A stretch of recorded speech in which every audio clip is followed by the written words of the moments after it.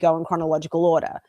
If anyone knows about Argentina, there are conspiracy theories that Adolf Hitler never actually killed himself and that he faked his death and he went to Argentina.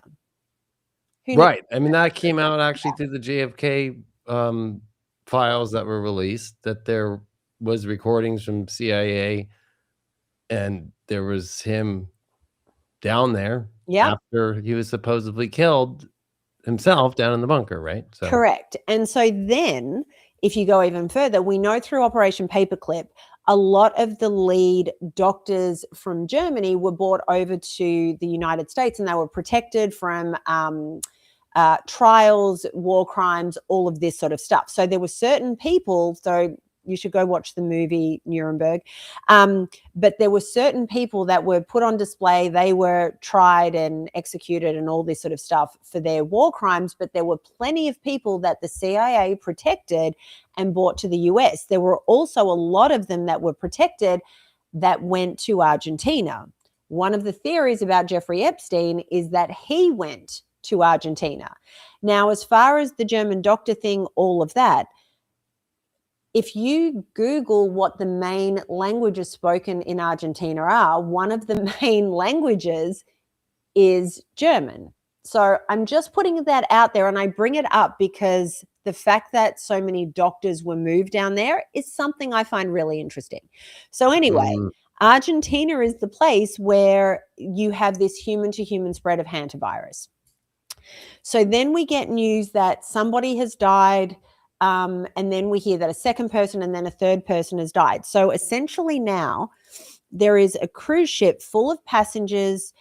They aren't able to dock. I can't remember which country they were going to, but this was a ship that had left from South America, had gone down to Antarctica, and then was coming back, and you know, they're not allowed to dock anymore because people are scared of this hantavirus, which is spreading human to human, and it's so deadly. 3 people have been killed, multiple others are sick, and then they're worried about it. While all of this is happening, there's one video of one travel blogger who looks to be late 20s, early 30s, who's crying and talking about how bad everything is. And, you know, this is so scary, and he's crying. And so then there's a whole bunch of videos that come out from this one blogger. But we don't see any other videos from this ship. So you have an entire ship in lockdown that has just done this incredible trip to Antarctica, all of this, and there's nothing. There's no footage, and you start going, huh.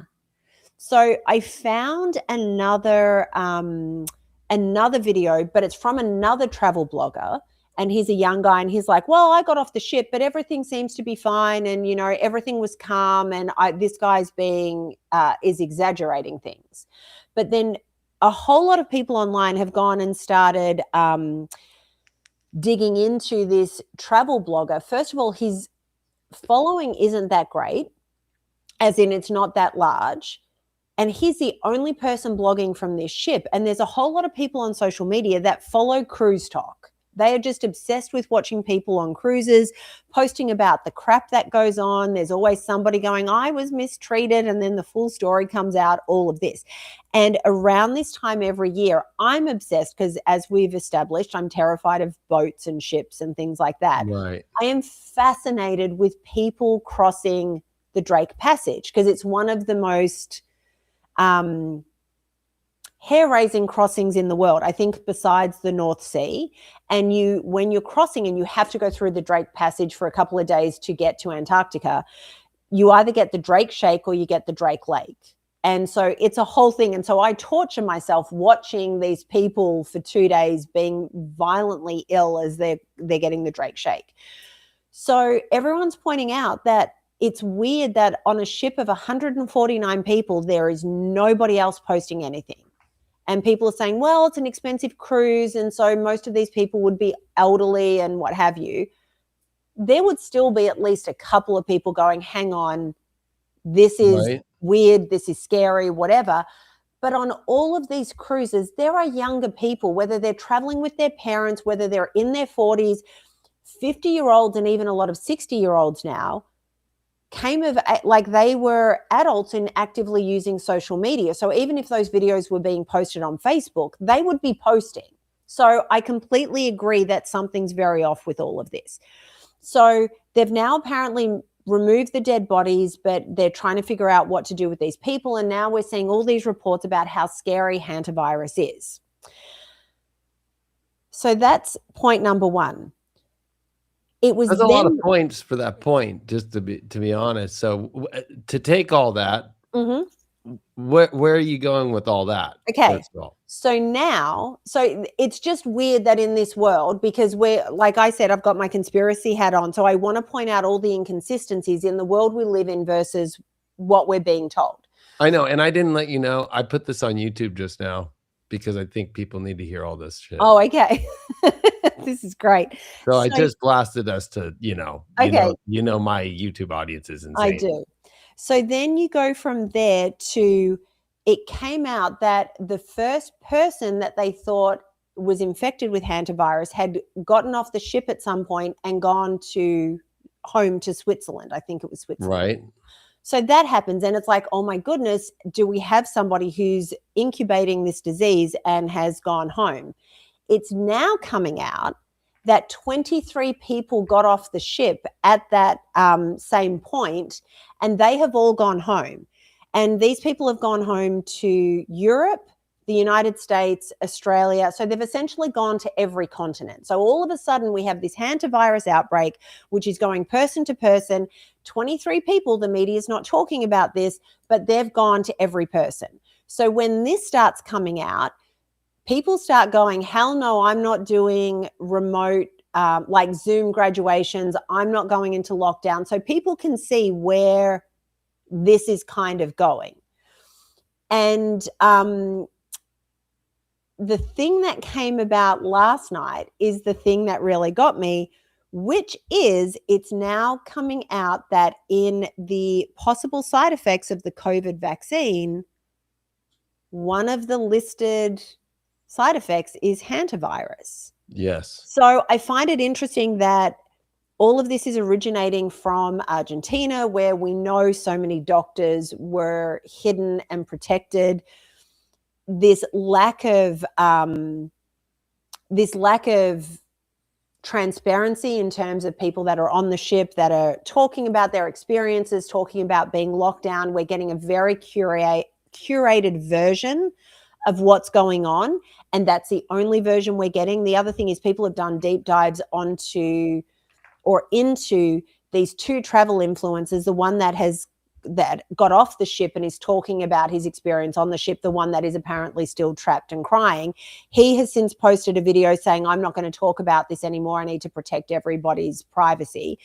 But they have both posted photos and videos of their time with some penguins in Antarctica.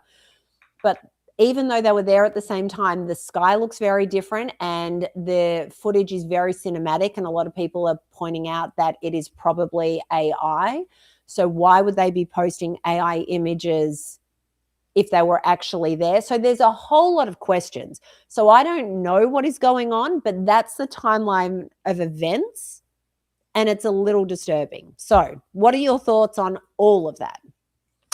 I love all of what you said, because I think it's really interesting. Of course, I'm an astrologer, so the tie-in of Uranus coming into Gemini, and that brings us to the beginning of World War II. The irony is that we've been seeing a lot of these kind of things playing out. It's really weird, especially because the Nazis ended up with their technology ending up with Operation Paperclip, like you brought up, and then that's what brought us to bring the bomb. Now, how ironic, we're here in Uranus Gemini and we're trying to get rid of somebody else's bomb, supposedly, right? While at the same time, a bunch of people who didn't end up in Operation Paperclip or didn't end up in the USSR ended up in South America. Then you have, this is the first time through all of the last 5 years, because even though the pandemic started in 2020, it was 2021 when, of course, people like you and I were doing the show, and we were like, listen, don't get this thing. And then finally, it was in like the end of 2021, beginning of 2022, that some of the Pfizer docs had to get released because they were losing in courts. And a lot of people had cognitive dissonance and didn't believe it. And still, it's not until the last couple days of this hantavirus that I finally am seeing people from all, whether they got it or they didn't, posting the Pfizer docs. Yeah. Right? So I think that's what's like the most kind of like interesting part. So like here, like I'm just gonna share like a post that people are posting, right? Like there it is, like pulmonary infection caused by hantavirus is one of the main side effects. And that's what actually in the more human to human transmission or from rat feces and droppings that can end up in people's, I don't know, I guess if it was up in your ceiling and it like became your, I don't know, I don't drink coffee for over 12 years now or anything, but whatever you put on top of your coffee, like little like rat droplings, and then you drink it, yeah, then you get hantavirus. But that's pretty Just crazy cleaning because up if a you dirty just space. right, if I just show you like on X or everywhere, just like everybody, here it is, even here.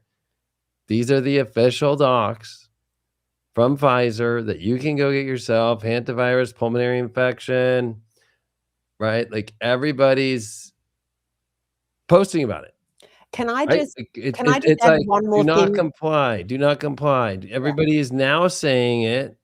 Everybody's now posting it. Everybody's tripping out. Page 38, like,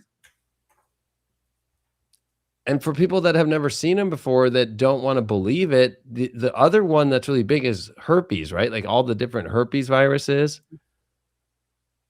Then if you just, I think people are gonna start looking at all these docs and start looking at, like, the jab stuff and be like, "Oh, this is a lot more than maybe I was thinking."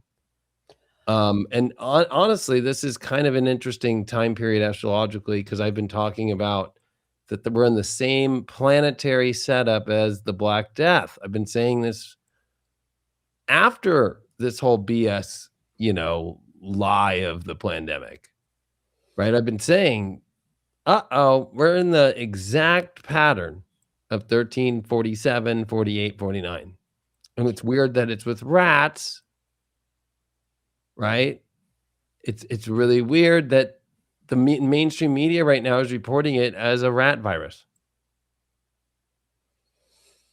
And I just want to add one other thing. Yeah, please. There are people that are pointing out that there are a handful of accounts, there's not a whole lot of them, but that only have a few posts up.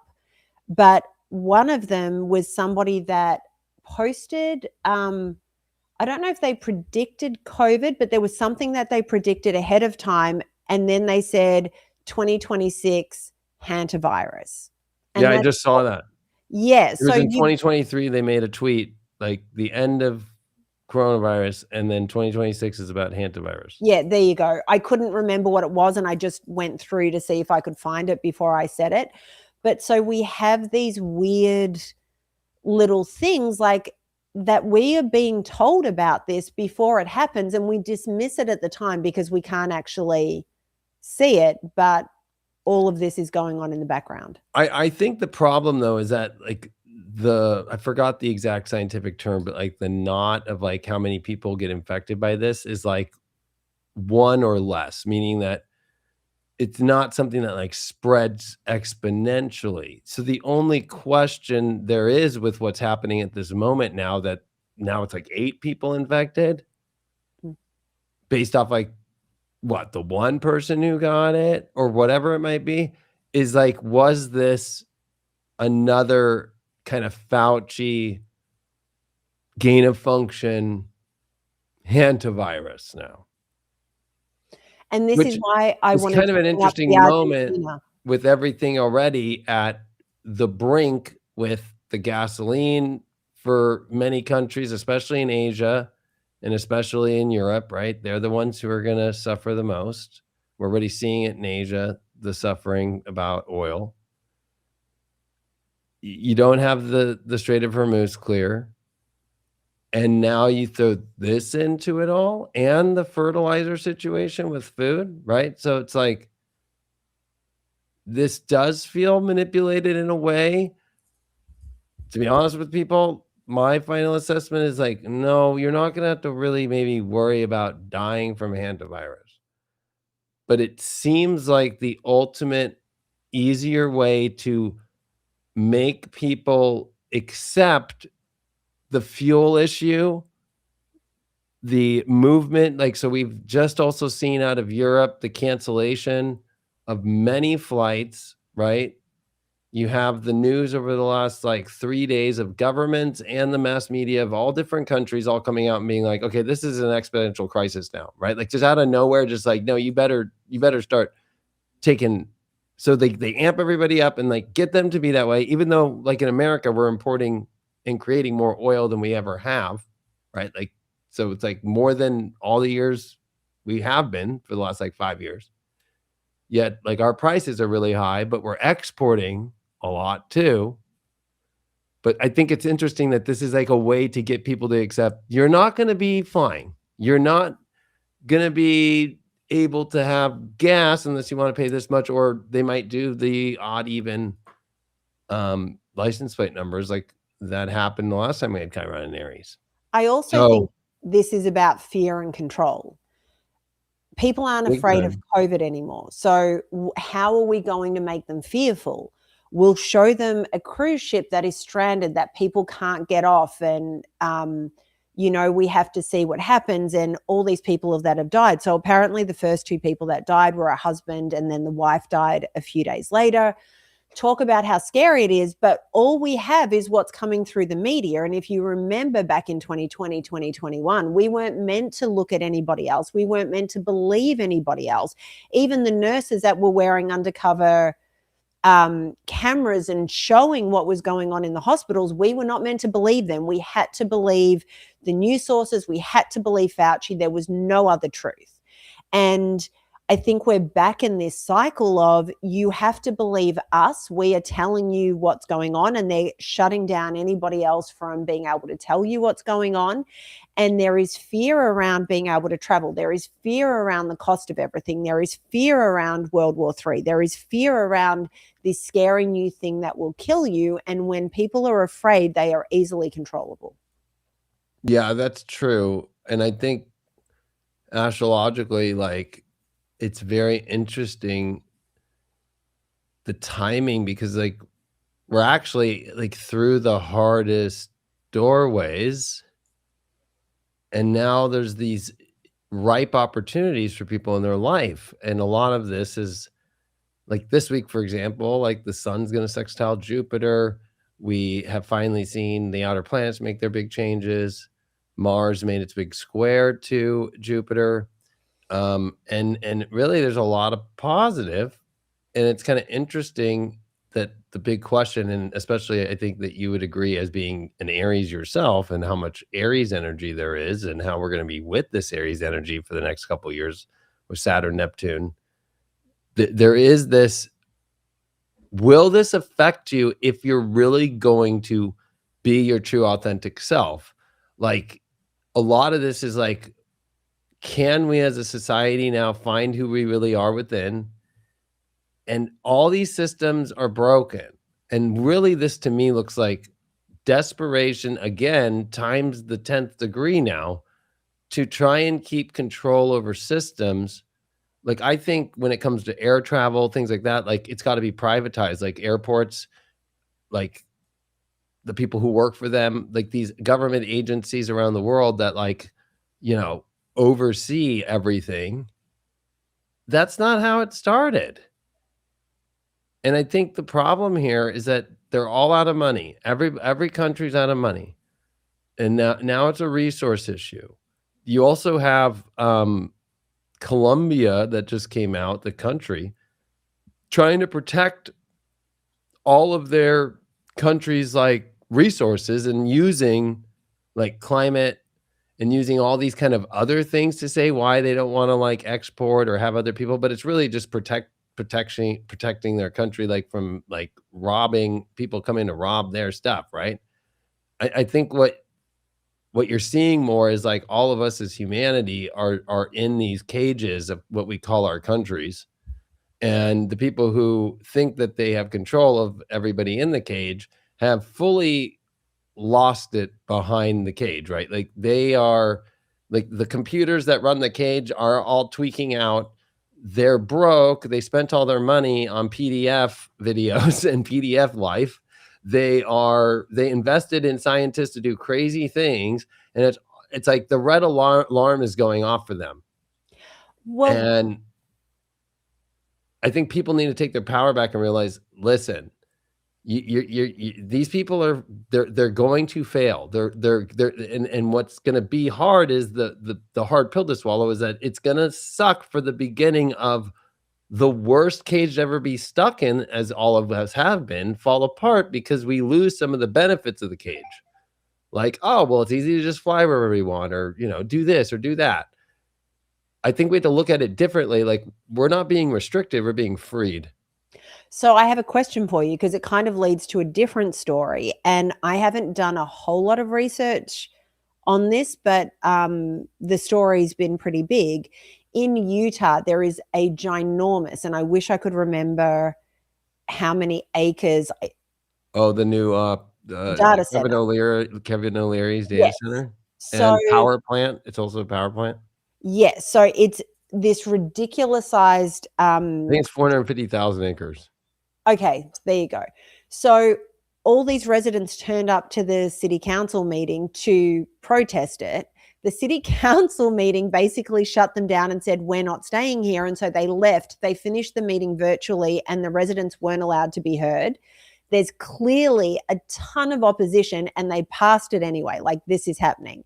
And a lot of commentators online are saying, this isn't about AI. This is about putting us in a cage, because this is about surveillance, because all the cameras that went up through 2020 and all these different things that are slowly being implemented, including this technology that they want to put in cars, which the technology isn't even ready. Because when they were having the hearings a couple of weeks ago, the manufacturers are going, it's not ready. We still have all these glitches. It's not working the way it should. And meanwhile, Tesla is inventing a car at the moment that doesn't even have a steering wheel. So the automated driving, but there's not even manual controls that somebody could take over the car. So you've got this approach to how we move through the world, tightening on how we're going. A lot of it is dependent on AI and everything that's going on there.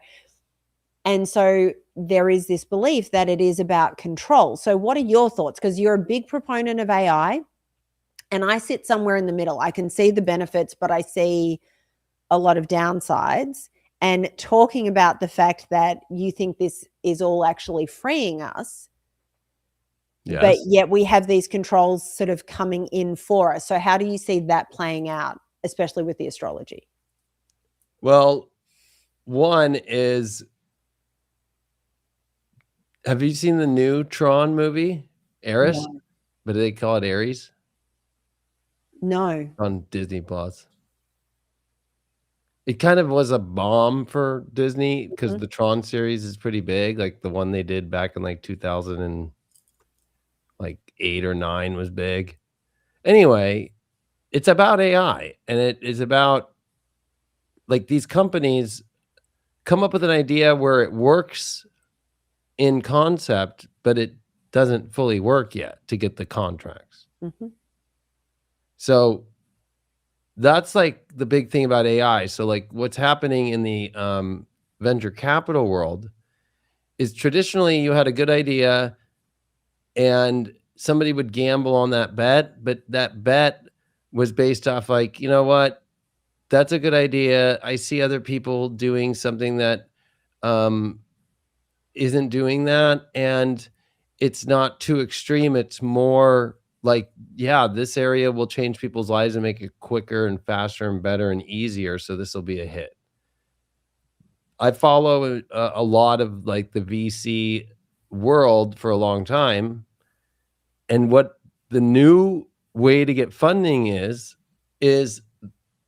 shooting for the moonshot that might not make it, which seems super crazy, right? Like, what do you mean? Like, They're only investing in people who have the craziest idea that might not make it and also require the highest amount of money. That's what's being funded right now. Is the gamble for the bet that is so crazy. The other thing too is like about AI, like, so what you're seeing right now is actually more on the social media part. Meta, for example, the 8th, which is tomorrow, that they're pulling all the encryption off in Instagram, right? Of all of your messages.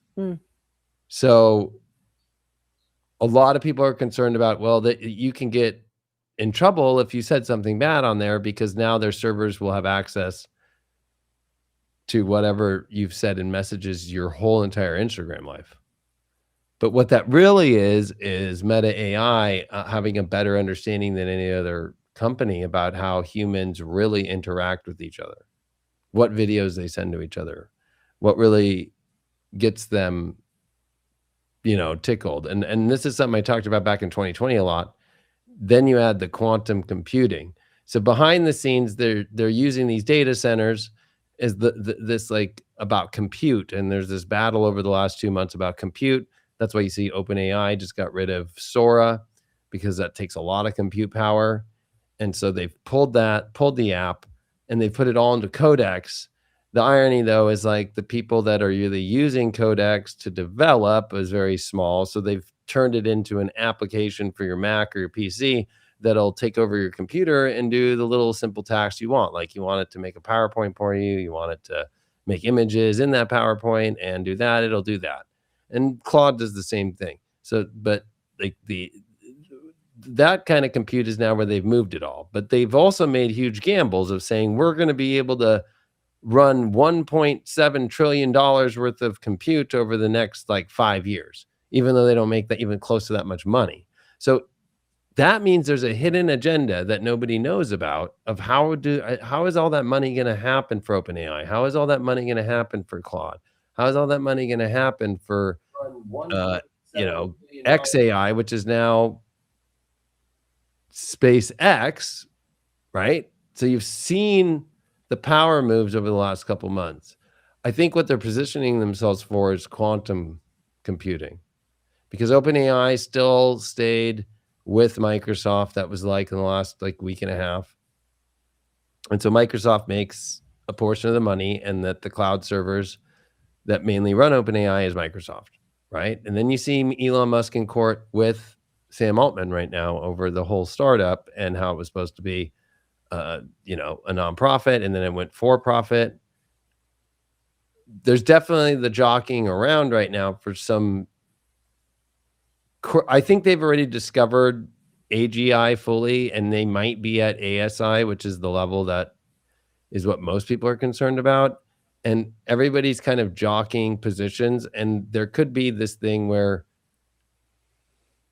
like they are playing with things so crazy, and maybe a lot of this war stuff or even the Santa virus are distractions from realizing like the cat's about to get out of the bag. And then that ties into what we're seeing with the crazy pastor story, right? The pastors just met with all these government agents and told them like, you need to prepare your churches because the info about the release of UAP and aliens basically says the Bible is fake, right? And that it was all planted because these aliens are the gods. But that could be misinterpreted of how a pastor would hear it. But obviously that meeting did happen. And because the congressman who led them in that meeting had to come out and try and like clean that up. So to me, it's like old tactics being used to keep people kind of like in fear. Well, these people are not in fear. They're out making gambles and bets and data centers and stuff. And is it about surveillance? They've always been surveilling us. Like the CIA came out right in 2017 and said, yeah, we listened to your phone. We listened to your television and reversed the speaker into a microphone. Edward Snowden came out and proved to us in 2013 that They spy on all of us. That's what the NSA does. And that, right? So like, I don't know why people are so freaked out about AI and its ability to surveil, since they've already been surveilling you the whole time. I think it's the fear of more of the government, of people with the power of AI and what it can do to, again, decouple their systems and give people their freedom, right? So the things people fear the most always are the things, especially as a Pluto transit begins, as it has over these last couple of years. And Pluto just went retrograde the other day. So of course, this whole fear over a hantavirus game. I think it's about, we need to stop being so afraid of anything that they're coming out with, because it's really, they're afraid of us. They're afraid of what we can do with all these things. And that's why you've seen, if anybody's paid attention in AI, your access to what you can do with it requires more money now. So even in Codex, or even in Claude Code, or even in Cursor, you can't use like ChatGPT 5.5 Pro in Cursor or in Codex. You have to have your API key, and you have to already be a developer and a corporation that has already paying for that and is at a certain tier level. So we're living in a world where they're creating the new tier. You want to get through, 6 months from now, it might be like, well, look at your AI score. You've used this many tokens, and you're able to, you don't have to test because your AI already knows all of your movements and knows what you're doing, and you weren't around anybody. That could be that what people are afraid of. But would that be bad? Probably, because who has control of that? It's only whether or not the individual would have control of that, not the government. So I think that's why you're seeing the pushback. And also, there's a lot of misunderstandings happening all over the place, whether it's the pastors and all this, how to understand that the aliens are not physical, but they're multidimensional. That's what Paulina Luna's been leaking. Like, we have Stephen Greer, and he's about to do his 25-year anniversary and like go to the press club and bring every whistleblower and everything. And like, so you have every top that's about to pop, right? The AI world, they've discovered something. The government's about to release all the alien stuff. And how much are we going to, let's get some of the pastors, like, figure, because Christians are going to lose their minds, right? So to me, I feel like hantavirus and having a ship and replaying a COVID scenario is just getting people to kind of like brace up. But if that's not what to brace up for, it's going to be bracing up for these bigger things. So it makes me think of something. If you watch this show on High Vibe all the time, you would have heard me say this before, but because we're on YouTube, when I was in a prison visiting, not an inmate, because my dog was trained in a prison program, amazing. I was talking to some of the prisoners, and we were talking about their stories. And I have read a number of books on gang violence and what the different countries do to stamp it all out. And basically, it was explained to me that the guards often make sure to help different people being divided by race, by gang affiliation, by all these different things within the prison, because then they're at war with each other, as opposed to all banding together and fighting the guards and the authorities in the prison. Because the reality is, even with the guns that they have, with the staff members that they have, the inmates would be able to absolutely destroy that entire prison and get themselves out. And I always watch what they're doing and where they're implementing fear and division in our society, and go, it's the same playbook, just on a much wider scale. And I think with this whole fear around hantavirus, I mean, COVID worked exceptionally well in terms of the fear and people buying into it. I mean, how many people, rather than going outside and getting fresh air, chose to sit on their couch, watch Netflix because that's what we were told to do, order takeout? And how many people came out of that time period saying, I gained 20 or 30 pounds? Whereas other people were going, well, I went out and I'm one of these people. I walked my dog every day for hours. We worked on training. We did anything we could to not be trapped within the house. But I think that because it worked so well, these people that are pulling the strings and that want to keep us distracted and want to keep us in fear will often use the same playbook because it worked previously. It makes me so happy, and it gives me a lot of hope to see so many people fighting back, going, no, we're not doing this again. Yes. The alien thing, I still feel like that's a distraction. And every time we talk about the whole alien disclosure and all of that, I still keep going back to what the hell happened in Florida on New Year's Day of, was it 23 or 24? 24. Right? I keep looking at that, and I know people in Florida. I know people that are connected to a whole bunch of different things, and I have asked them what happened, and they can't get answers. And I sit there and go, it makes me wonder if something about that is going to come out. Yeah, so like back in X-Files in 98, one of the episodes is about, right, like the FBI and a hantavirus scare. And one of the higher ups tells them, "You think it's hantavirus? No, it's alien interdimensional beings fucking with people, and that's what we call it." And with what's happening just about like time travel right now, because everybody's feeling the time dimension shift. Everybody's like all these different scientists that were missing, and then them just like, again, the same way they did the Epstein shit. Like, oh yeah, we're going to get to the bottom of this, and then just acting like there's nothing there when there truly is, and gaslighting us. I think the hantavirus is a cover for something else. And especially, I think everything is tying more into this, like, there's good AI here, and then there's AI that people have conjured up some timeline things and multiverse, and they don't have the like code of like the divine code that they're using. And then you mix in there's other beings multidimensionally coming in, fucking around with timelines, and you start to get this weird kind of shit that happens. And then there's also people trying to take advantage of it for distraction. And I think people have to learn to kind of stay on the ball here and be like, okay, this is like, why, if you just look at the last like 2 months of all these stories and all these fears and all these things, and then it's like, now they throw this, and I can't believe that this is what everybody's reacting to.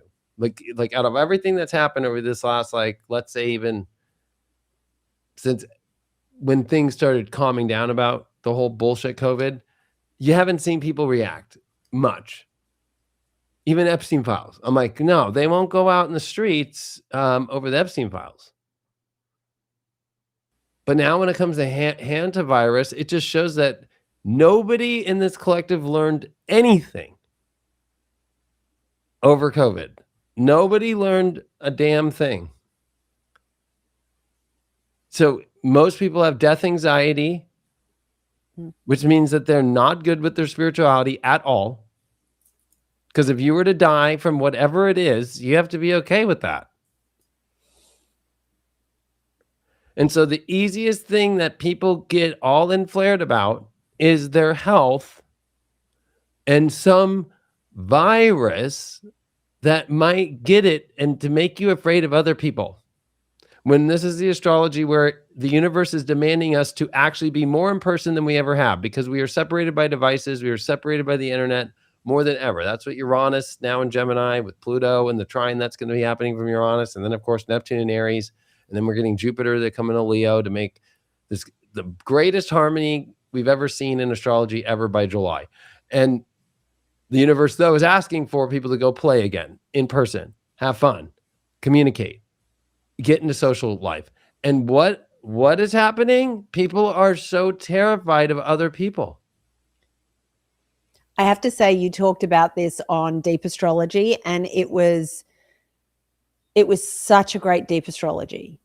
Such a great deep astrology. And like I said, you talked about this, you talked about this weekend specifically, and I was listening, and I said earlier I couldn't make it to Sedona and join you at Rise of the Guardians, but I'm heading down to San Diego and going to the channel panel, and it's literally to go and meet the people that are there and just be like, hey.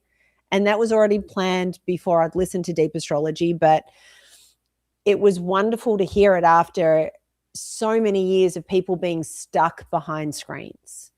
Right. You know, it's like hearing people talk about now how they meet their partners in the wild, and people are so shocked by that. But it's like, no, people are starting to go back out and need and crave that human interaction, which makes me incredibly happy.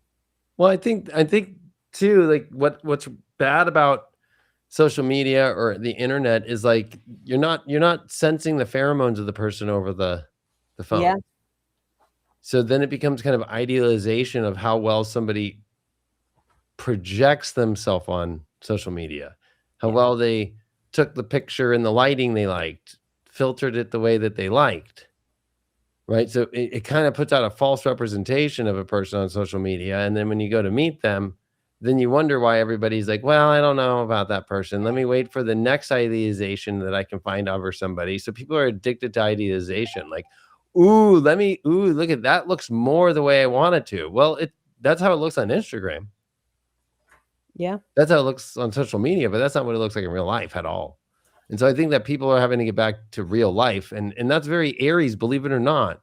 It's real life, right? Because it rules war, right? Like in real life, you can act and put on the armor like you see in the movies, right? Like the king who thinks he's badass, or, like in Gladiator, right? Like, like the reason why fucking Russell Crowe gets taken out, right? Is because like he was meant to be the emperor, but not like that in the way that they created that story that was close to true, but it was actually the fictional part of how that went down. But it's always the person who has the pompous, like, let me show you, like, look at how good my armor is. That sucks in the war. I want the guy with some fucking scars who's just slapping on his armor and he's just in there ready to take literally the guts out of somebody. Yeah, people that talk about things, I keep thinking, and this is a very crude analogy, but the guys that walk around and talk about how big their dicks are, they're never the guys that actually have it. The guys that say nothing and just smirk, they're the ones that are like, hey, do you know what I mean? But it's very funny that you talk about that real life and that whole energy being very Aries, because here's my thing. I have never been on a dating app, although apparently I have been, but just it was scammers. And one of them, they put my name as Candy. So random, because I had all these men contacting me going, did you reach out to me? And is your name Candy? And I'm like, no. So Queen Clam wasn't the name it was. So we could call you Candy Queen Clam? Correct. Candy, the Queen of Clams. Candy. That'd be a good name of a company, Queen Clam Candy. But my whole thing is, so I have never dated online, and the reason is really simple. For me, it's always about chemistry, and to be honest, the only model I ever dated when I was in Australia, he was the most boring individual I've ever dated. And it was it was 6 weeks of dating, and I went, I can't do this. But if you had have shown me photos of the people that were significant in my life, I probably would have gone, no, they're not for me, because aesthetically, am I that attracted to them? Not really. But when I've met these people in the wild, there is a chemistry that doesn't permeate the screen. And understanding that about myself, and I don't have a particular physical type. If you lined up all of my exes, none of them look alike. It just, there's nothing that these people would have in common other than they're very strong, powerful individuals, and powerful in their own way and powerful in different ways. So for me, I've always understood that I have to meet people in the wild because it's the only way it would work. If I based my dating life on flicking through a screen and saying yes because I find them physically attractive, I don't believe, for me personally, it's not a judgment on anyone, but that is how I would find my person. But it makes me happy that it's coming back to a real life scenario. The other thing that plays a part in this, though, is all the hormonal disruptors that exist in our world. So there have been studies on this, that women on birth control pick people differently to how they would if they were off birth control. So the issue becomes they get into a relationship, they're on birth control, they go off birth control in order to have children. Then when they're pregnant, they're hopped up on hormones because their body is producing them naturally. When the child is born, they go back onto birth control, and majority of birth controls are hormonal based. By the time they stop having children and either she goes through menopause or he gets a vasectomy or whatever it is, she comes off birth control, all of a sudden they can't figure out why their relationship doesn't work anymore. And it's actually because that disruptor is no longer playing a part in their relationship. So they actually get to see how compatible they are. So this whole real world scenario for me is super exciting because I think we'll have better matches with people versus through a computer screen. But I think as more people are sort of waking up and paying attention to what's disrupting their hormones, that will shift everything as well. Yeah, and whether it's the clothing we're wearing that's disrupting it, the food that we're eating, the shit that's sprayed everywhere, the glyphosate numbers are coming out in so many different ways right now. Like there was just a new one about just like all of the different food, like more chain restaurants, like Panera Bread's the worst of everything. And then it made sense that like McDonald's and everything was low because is that even fucking real wheat? Yeah. Well, is any of it real food? Right. Like, correct. So it's like, that's what's like kind of interesting about it is like, okay, like whoever Panera Bread's using, they fucking pump glyphosate hard. But then these other ones that are really low, what are they using? Because there is no farm for it. Right. So that's where that gets into bioengineering, and that affects hormonal aspects. The other one is microplastics, especially for men and their sperm counts, their testosterone levels. Then you have, I think we talked about this the other week, but it's like dudes are shooting up TRT like crazy now. Yes. Right? Because their numbers are so low. And we made a joke, like me on TRT would be insane. So I think you're right, because there's also studies about men really going up to women in person when they are ovulating, right? And women being more open, happy, and more carefree to allow a man in their life when they're ovulating. But when they're not ovulating and they're in, I want to be but I'm just gonna be a man. Just whenever they're on their period. I don't know if you can say that anymore. Or right before premenstrual, I know I get a little snappier. I don't want to admit that it's true, but the reality is, if I'm being 100% honest, there is truth to that. Just in the last 2 days. And it makes sense. As a guy, it makes sense. Like if I couldn't imagine having to go through that. And then they say there's guys, we go through our little period a month. Yeah, there's absolutely a hormonal cycle. Right? And that's probably when, we don't have TRT, but then guys are pumping TRT in the middle of their ovulation of like their, I don't know, their fucking balls fucking not producing enough testosterone, or their prostate having a bad day. I don't know. But the point being that it makes sense for a woman to kind of retreat for a couple days to go through that process, because it's the egg dying and the blood that is pouring out of your body, and also reproducing a new egg that you were born with, right? Already at birth. All those eggs are already stacked up and the next one's coming out. That makes sense. So, it's like But on social media, this is what's really crazy. And this study is not fully done yet, that the women who take pictures during their ovulation get more likes than when women take their pictures during their period. Oh, really? Think of that even though we might not be in person, guys, we have an X-ray vision. I know women talk about their X-ray vision. We can see through a man. We know when men to do this, blah, blah, blah. And I'll be that man that has the voice that, like, you want to talk about men's X-ray vision? We know. I can't describe it. Everything gets a little glowy around the woman. The ass gets a little bit more plumpy. Everything gets way more like, holy shit. Okay? I swear, it's fascinating to experience as a man. Men just we don't talk I think a lot of men don't even see it. They just kind of like fall into the spell. It's a spell that happens, right? It's just like, well, I don't know. I was doing this, but like, you're here, you want to do this now? Okay, you're ovulating. I don't even know that, but whatever it is, you're in this whole like, what?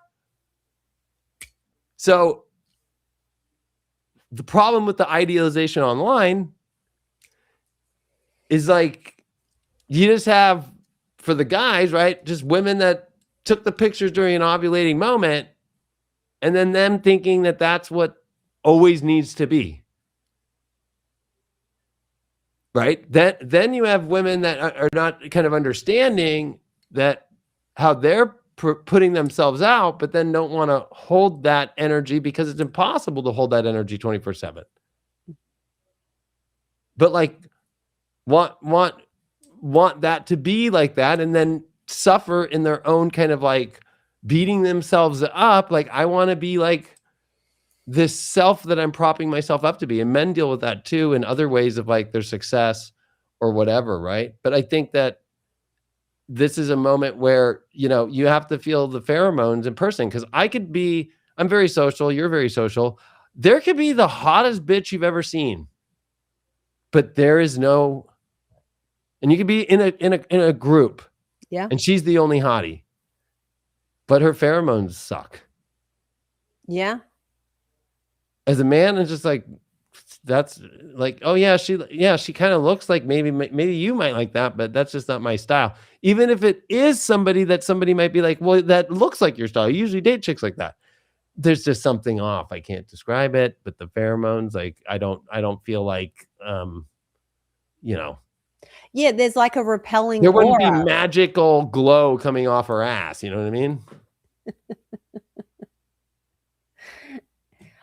I laugh because I understand it. Like I said, one person I was in a relationship with, some girlfriends sent me a photo because they said, we want to set you up with a friend of ours. He's so smart. And they kept saying, he's like Mr. Big from Sex and the City. I was like, okay.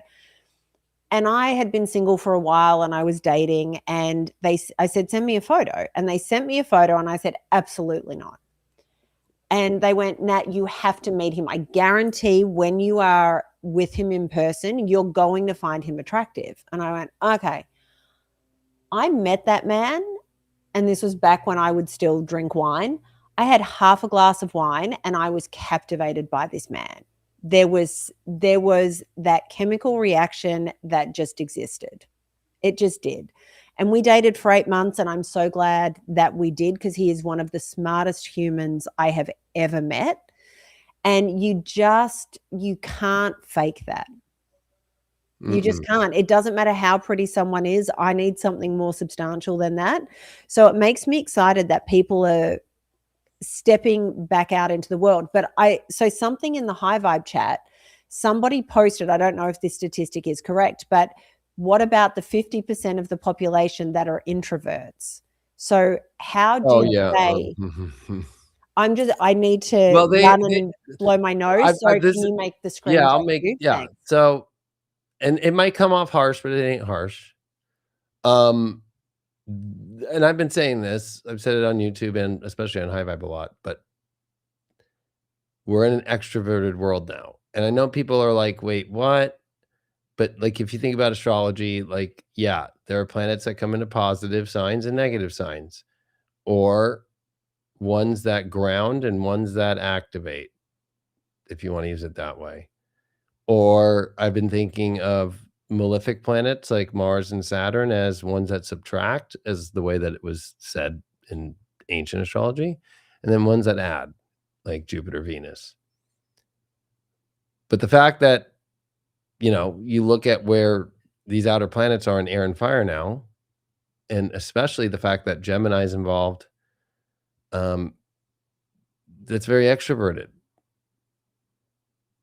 And everything, even Pluto in Aquarius, right? Pluto doesn't want to be in Aquarius. Pluto is the ruler of Scorpio. And now it's in a social environment. And then you add Neptune in Aries, like it wants to hide. It doesn't want to be up front in the middle of the war in the front line. So, what I would say for the 50% of people that are introverts, you had your time. You had your last 20 years.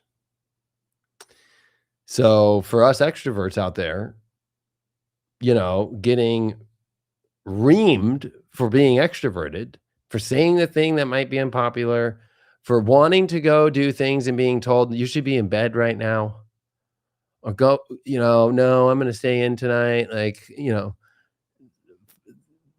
have to remember, like, it's just going to be the flip. Like, what do you mean? Like, oh, I guess I can't do anything unless I go out of my house or I go out socially.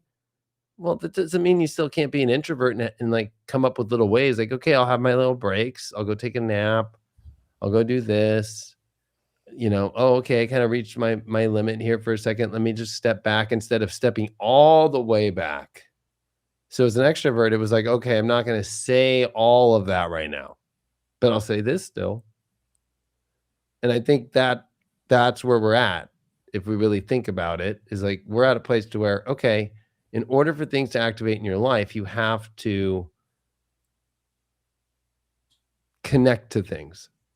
Really, introversion is wanting to disconnect and just step kind of even in. It's interesting. A lot of the studies about introverts is also the disconnection or disassociated from just like your own mind, your thoughts, the environment around you, and just kind of wanting to just veg out and not process things. And I know introverts are like, but I process so much individually inside. And so do extroverts. Extroverts just do it in a way that, like, hey, like, I'm somebody who will like speak my thoughts out loud, and that's how I'll think. An introvert will think them and think them over 5 times over. And both have problems, right? Like, somebody like me gets in trouble, right? Like, oh shit, I shouldn't have said that. Sorry. Whereas an introvert goes, oh shit, I just created a ton of sensitivity and a ton of me wondering what everybody's going to think if I say something, because they've thought about it 15 times over. So, being in an extroverted world just means, let's use fishing. No, the world ain't going to be like, take the oil issue, take the food issues that are happening, right? You're going to have to go out and get it, right? Like, I believe looking at something like DoorDash over the next year is going to be a company that probably will not survive. Right? So, like, if we use fishing, you got to learn how to go on the lake and go fish. And do you want to do that alone? Because if you want to bring in more fish, you're going to want to ask for help and have somebody else there and trust. The problem with introversion is it also has trust issues, where extroverted trust too much. So I think we got to find a balance here. It's definitely switched. But that's the irony, is like, at this time, people are over exaggerating this fear about hantavirus because one of the biggest kind of misnomers in my soul over the last like 6 years since 2020, and especially it was like in 2024, 2025, people saying it, like, I really miss the pandemic. I really want to go back to 2020 where the world shut down. That's a sign that you're an extreme introvert. The issue with that, though, is that because everything was easily delivered to you, that everything was available that really was for your introverted world, including money, including it was easy to just have Amazon bring it. And maybe you liked it because you went to a gas station and there was nobody really around. Whatever it was, you have to look at it all different now. That now you're gonna have to, like, bang on the gas pump and ask the guy behind, "I know you have more of a stash probably for your owner or you. Will you take this $100 bill and let me fill up my tank?"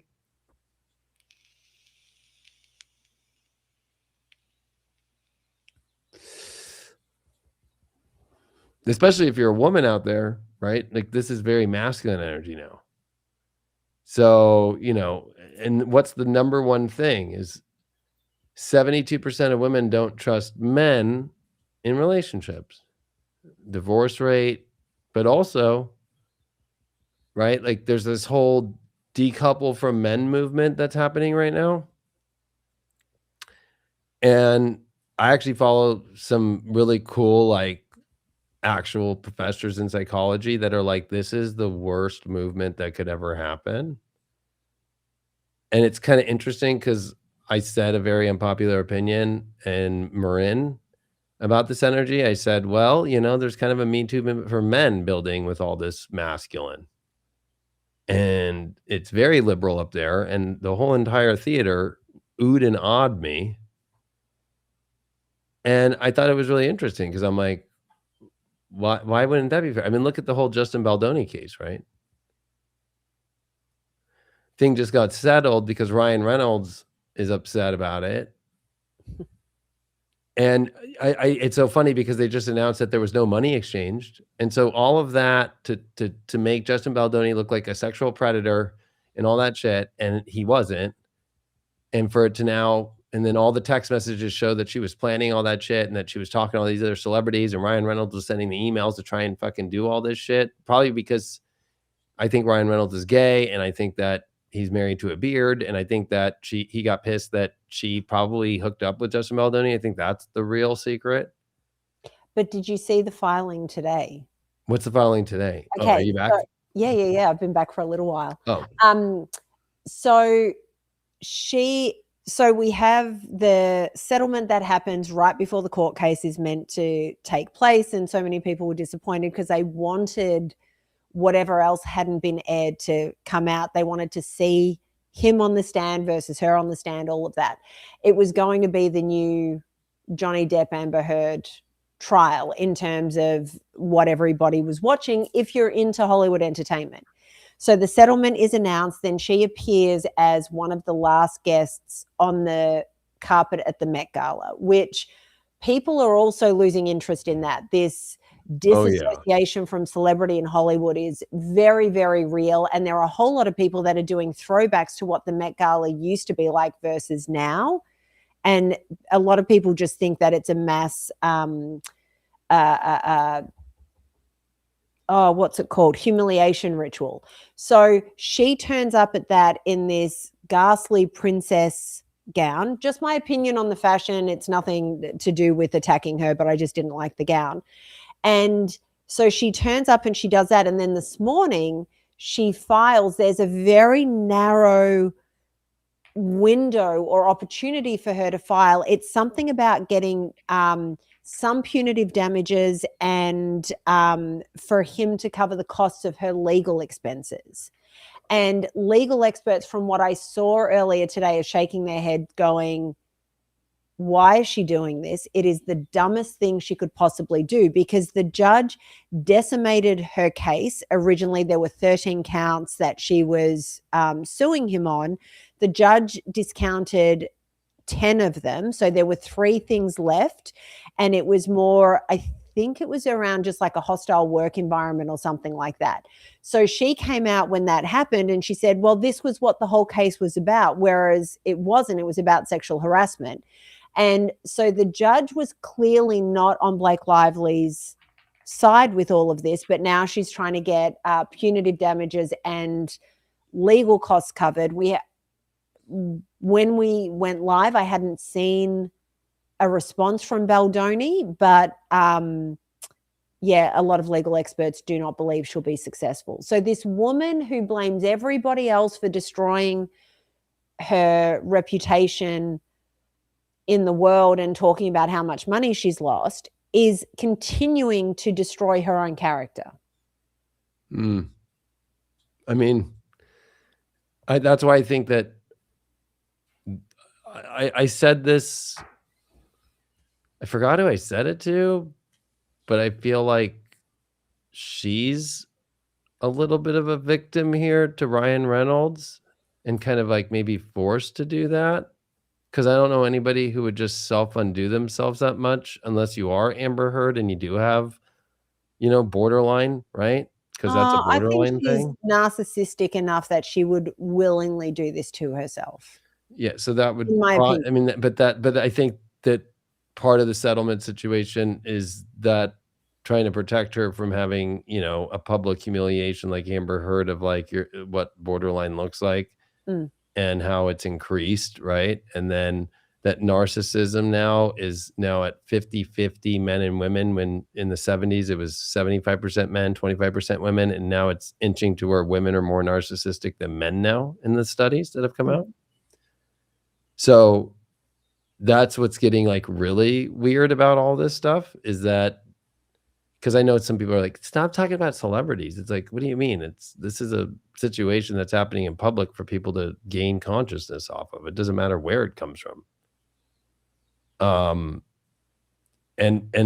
I think that whole like, because I didn't even know there was this movement to decouple from men that's going on. And I'm gonna actually just play a clip of it so you could see. I'm like, what?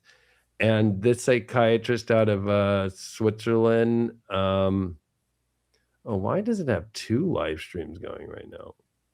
Yeah, I saw that before. I just need to say while you're figuring that out. So I went to TMZ and Justin Baldoni's attorney has come out and said Lively was scared to take the stand. And he believes that's the reason. So he says part of the reason Blake settled is because she was scared to take the witness stand at trial. She did not want to face cross-examination by anyone because that would require her to tell the truth. Blake lied about telling Sony to destroy the dailies. She lied that she never told Colleen Hoover to unfollow Justin Baldoni. In her deposition, Colleen said Blake asked her to unfollow him and there were more lies. So yeah, that's what all of that is. Well, that makes more sense. I mean, I think that's what's hard about this, is like we're in a world where, Me Too had to happen, but now it's being used as a weapon. And I think and now with all these planets in masculine energy, right? Like now you have men at the highest suicide rates, but also men at the highest of violent crime. So I know all the stats. I think it's about trying to find balance again. And it's not about trying to, men deserve more of this. Like, it's just the balance of the universe that's happening. Although it's become very extremely feminine for so long, for 20 years, and now it's going extremely masculine for the next 20. Yeah, I also think that anybody from either sex saying we don't need women to survive, we don't need men to survive, and I've seen people on both sides with this. I think both sides are completely wrong. There is a balance to the universe, as you were just saying. Yin and yang is something we talk about, divine masculine, divine feminine.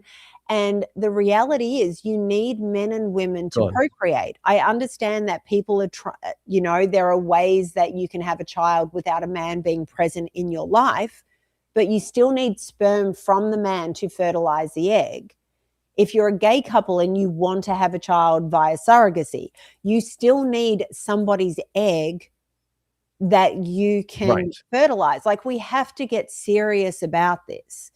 It's not anything that's anti-gay or anti-lesbian or anti-anything else. It's just the reality of life as we know it and life on this planet. I agree with you. So I'm just going to play like a couple minutes of this because they show examples of it that's happening on TikTok.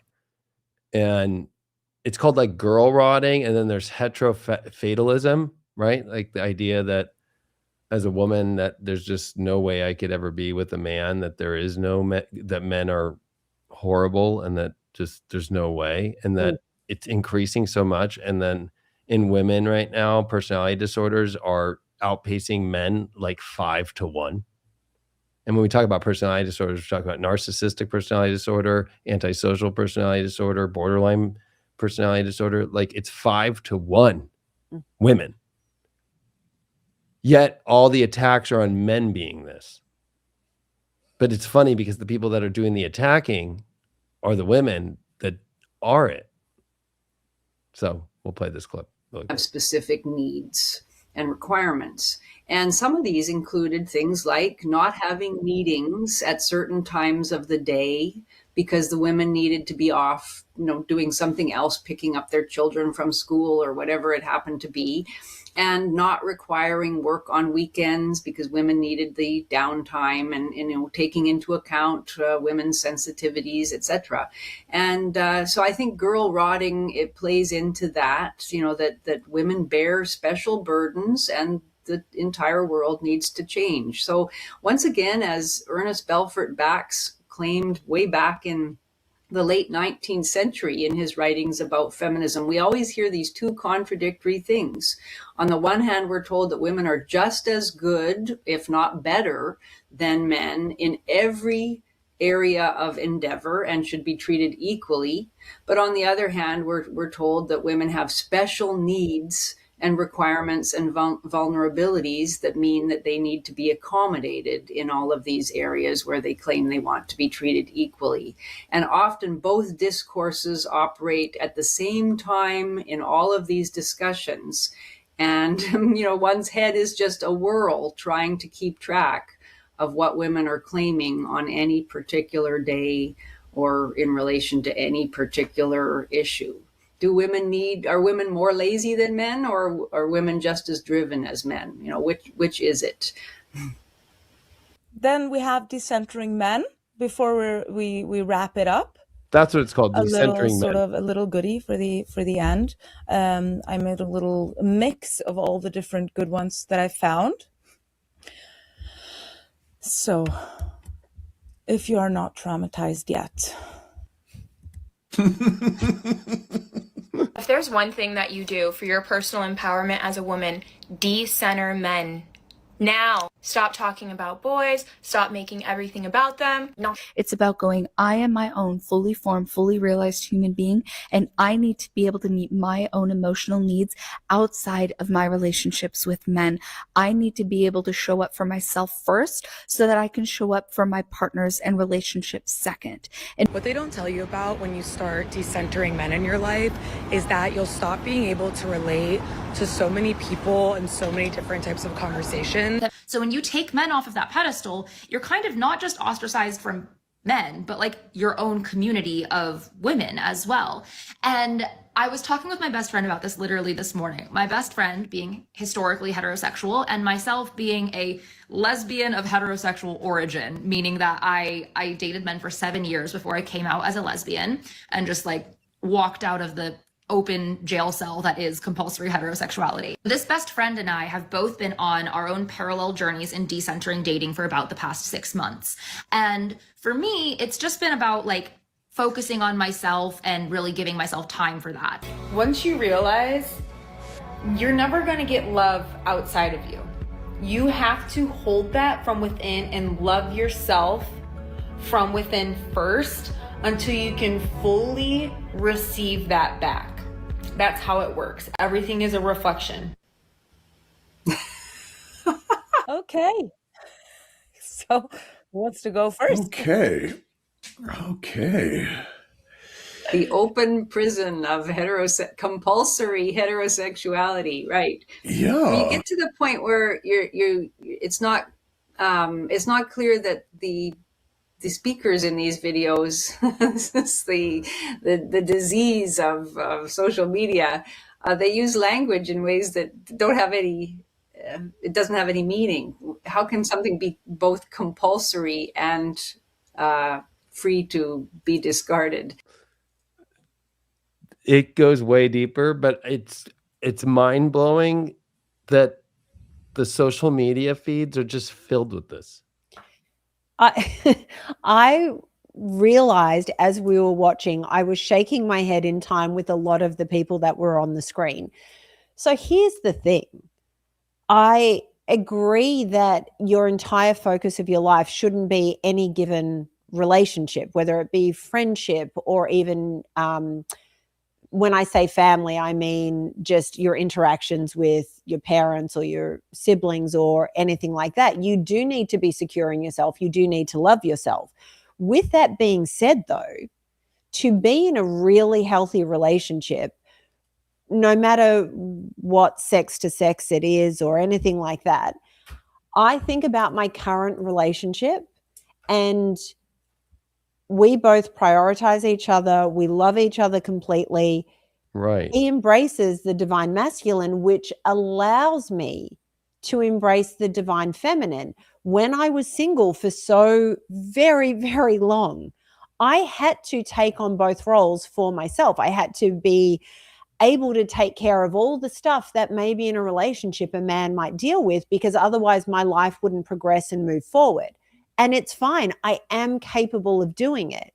But being in a relationship, there are certain roles that we have both fallen into naturally, and it flows beautifully. Like it creates this harmonious way of being. And it makes me incredibly sad for these women.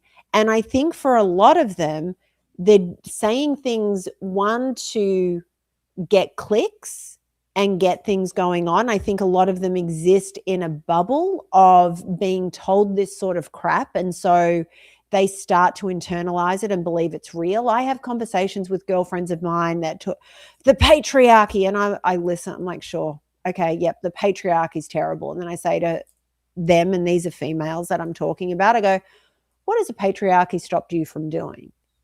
And they go, oh, well, nothing, but it's the my irony, husband. though, is that the patriarchy is actually failed because now women make just as much as men, and actually women are making more than men in relationships, right? Like that's why they feel like I can't find a relationship, because women are going to college, they're getting their degrees, men are not, right? And then you could go up and down the list, right? It's like women are able to express their emotions, express themselves fully, but in a world that we now live in, a man to express himself fully is not allowed.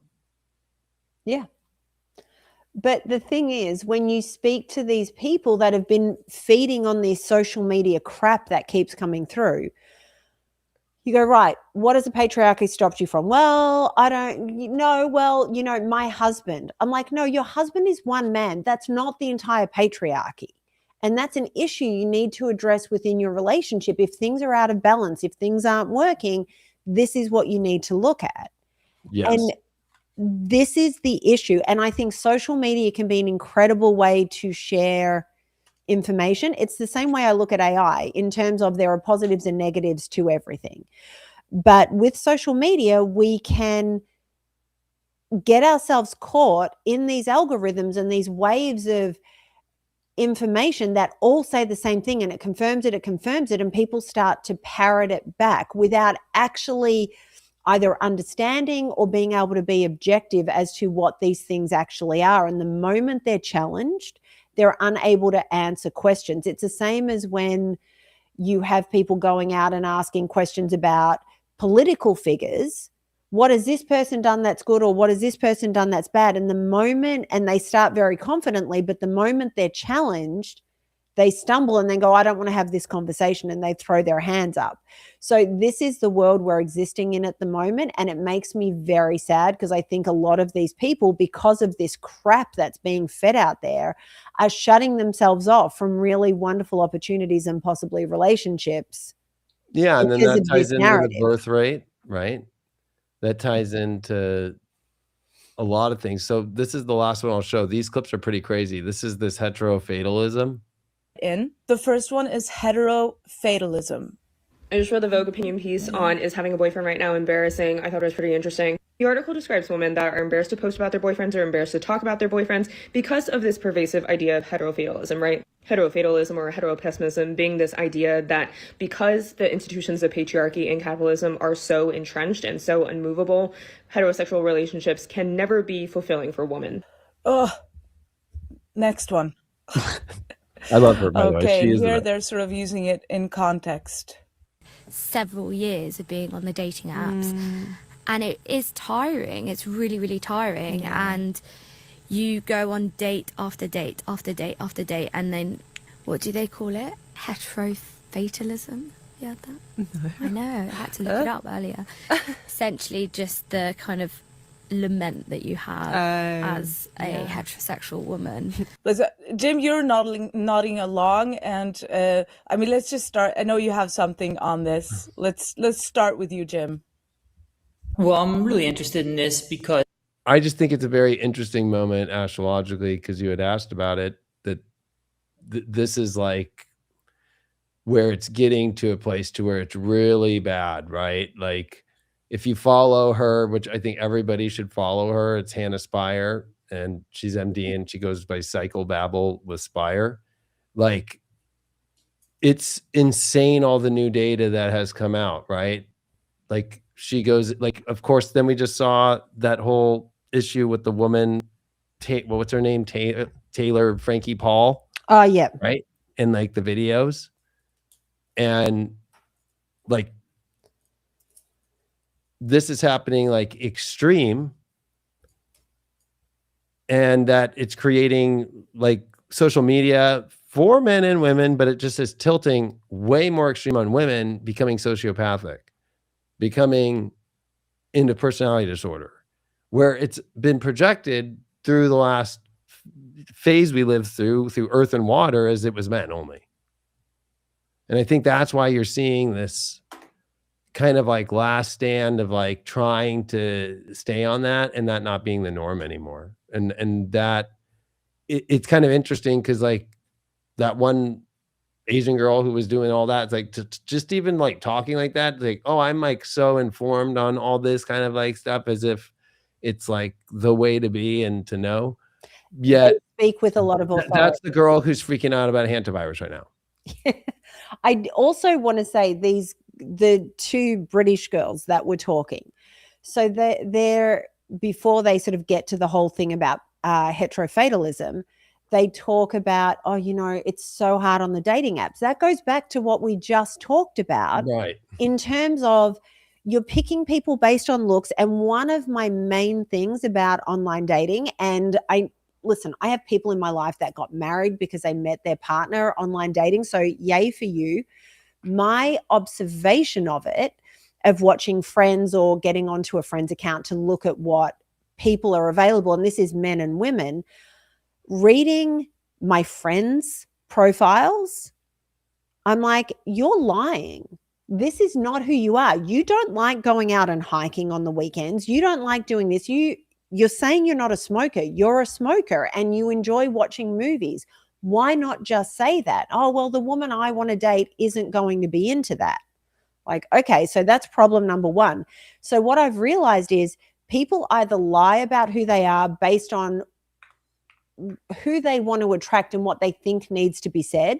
The other thing is people are very unaware of who they are.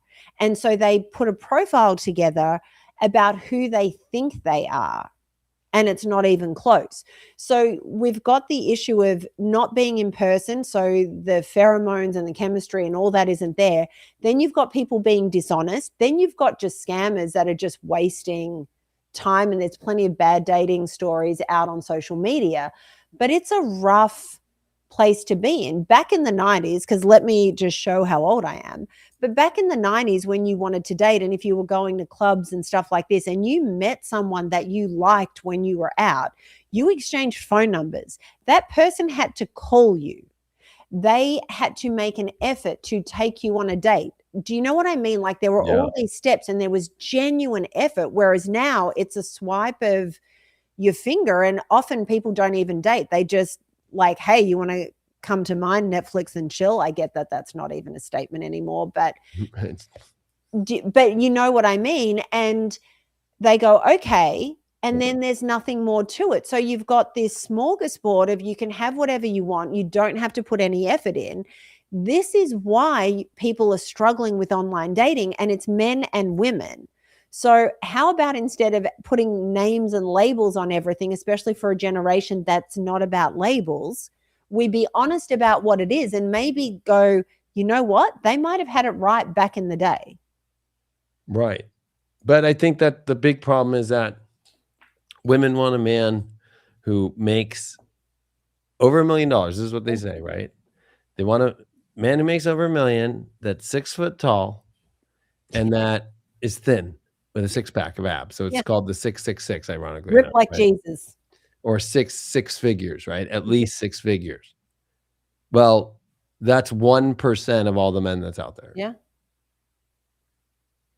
And what you have is it's like 72 million single women in America looking for it's like something like 100,000 men.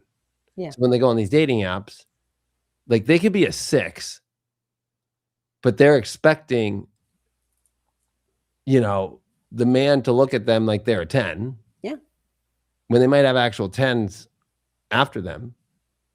And they get discouraged because they won't date a guy who might make $80,000 a year. He's a great guy and everything like that. He might not have a 6-pack of abs, but he fucking works out. He does things, right? But no, that doesn't look good for my Instagram. Mm-hmm. And I think, we're looking at full disclosure at all the problems in the world and, all the conspiracies and all that. If you actually look at one of the greatest conspiracies, this is it right now. Like we're at a place to where relationships, or like Bill Maher just had on this woman who does sex, like she's a professor in like sexology, right? And she just wrote a book about it. And it's like, this is the lowest point in humanity of people not having sex. Relationships, people just not engaging into relationships. Didn't you talk about something in the astrology? I remember years ago we were talking about the astrology, and there was something with one of the outer planets in the placement, and you were talking about young women dressing like old women. And it was all the women born in the late 80s with the Saturn and into the 90s, like the Saturn Capricorn, and then we had the Saturn Neptune conjunction in Capricorn in 1989, right? That a lot of women were brought in that wanted to be grandma at 20. So is it those same placements that are sort of killing sex drives, or is it a different placement? Like, yeah, I remember I used to call it like, oh, I want to go on a date with you. Well, like meet for tea. Yes. What? You meet grandma for tea. Yeah. You meet your friends for tea. Right? There ain't no tea bagging happen at a tea party. You know what I mean? That's fun. But the irony in all that, right, is that it goes deeper into these women about the men, is they can't keep and maintain women friendships. Oh, they can't keep female friendships. Correct. So that's the number one thing that's not being shown to all these women online, is that the women that you're hearing put this out, they move cities a lot, because once they get exposed, once they blow every relationship out of their life, whether it's a man or, of course, their female friends, they got to move on, and they move around a lot. And the other thing is that they don't know how, and so they idolize women that have friendships. And so then they go through that ideation phase, and it's because they want to be like that. But when actually they get into the situations of what it requires to be a woman who's social and to have friends and to be there for them, I can't do all that. What are you talking about? Like, and then they turn to hate them or envy them. Right. And so then they end up in this little corner where now it's like decentralized from men. I'm still trying to battle and find women who are with me. So let me find all the disaffected women that feel the same way that I do. But if you were to get all those women into a fucking corner together, they would turn on each other and rip each other apart worse than you've ever seen in humanity. But they can only do it online because it keeps them safe enough. And that's what I think the COVID bullshit, the pandemic did, was this idea to give people, to turn them into sociopaths and to get them to not want to engage in person and to feel safe behind a screen and to never have to communicate. So people text, right? They just, the new numbers for Gen Z, that they're afraid to talk to people on the phone and in person. This is just like 2 weeks ago. I don't know if you just saw it, right? That 88% of them do not know how to engage on a phone call and don't know how to engage in person without thinking, what is this person thinking about me? Like if they get asked the question, like, or they get told, like, I'm going to tell you something, that's the number one sign of a Gen Z having a panic attack or an anxiety, is that they don't know what the other person's going to say when they say, hey, I need to tell you something. It makes me so sad for them. I think about back in the day when you would meet somebody when you were out and they would call, and you would always, first of all, if you were the person calling, you'd be there going, okay, you can do it, you can do it. There'd be a little pep talk before you did, and then you just had to dive in. But if the call came in and you'd be waiting for it, but when it came in, you go, oh yeah, speaking. And then you'd be like, it's happening. Do you know what I mean? Like there was this adrenaline rush and all of that. But very quickly, it settles down. And it's just, there was something really nice about that excitement. There was. And I think that's what the extroverted energy is demanding from the universe, right? Like it's not even demanding, it's moving it into that, whether people like it or not. And I think that's why you're seeing a lot of people kind of freaking out in this weird interim moment as we're shifting into that we're actually decoupling from the old way it was, where you could just hide behind your screen. You could hide behind a text message for the last 16 years, 20 years. You could hide behind your chat. You could hide behind your Instagram. You could hide behind all these things and disassociate and stay disconnected and only choose when you want to show up instead of naturally when we have to show up. And I think that's why, like, the hantavirus thing to me is like crazy to see. I guess the population didn't learn their lesson because, well, at least it's helped. Maybe it is a good ploy that somebody out there is doing to get people to share the Pfizer docs, because you and I shared them all the time. We did so many shows about them and nobody believed them, right? The cognitive dissonance was the most craziest, and that's actually one of the side effects of the COVID shot, right? Is cognitive dissonance and actual hallucinations and actual disassociation and delusional thoughts, right? So like this idea that you could show somebody, like, actually this is what they were hiding from you, and they wanted to hide it for 75 years.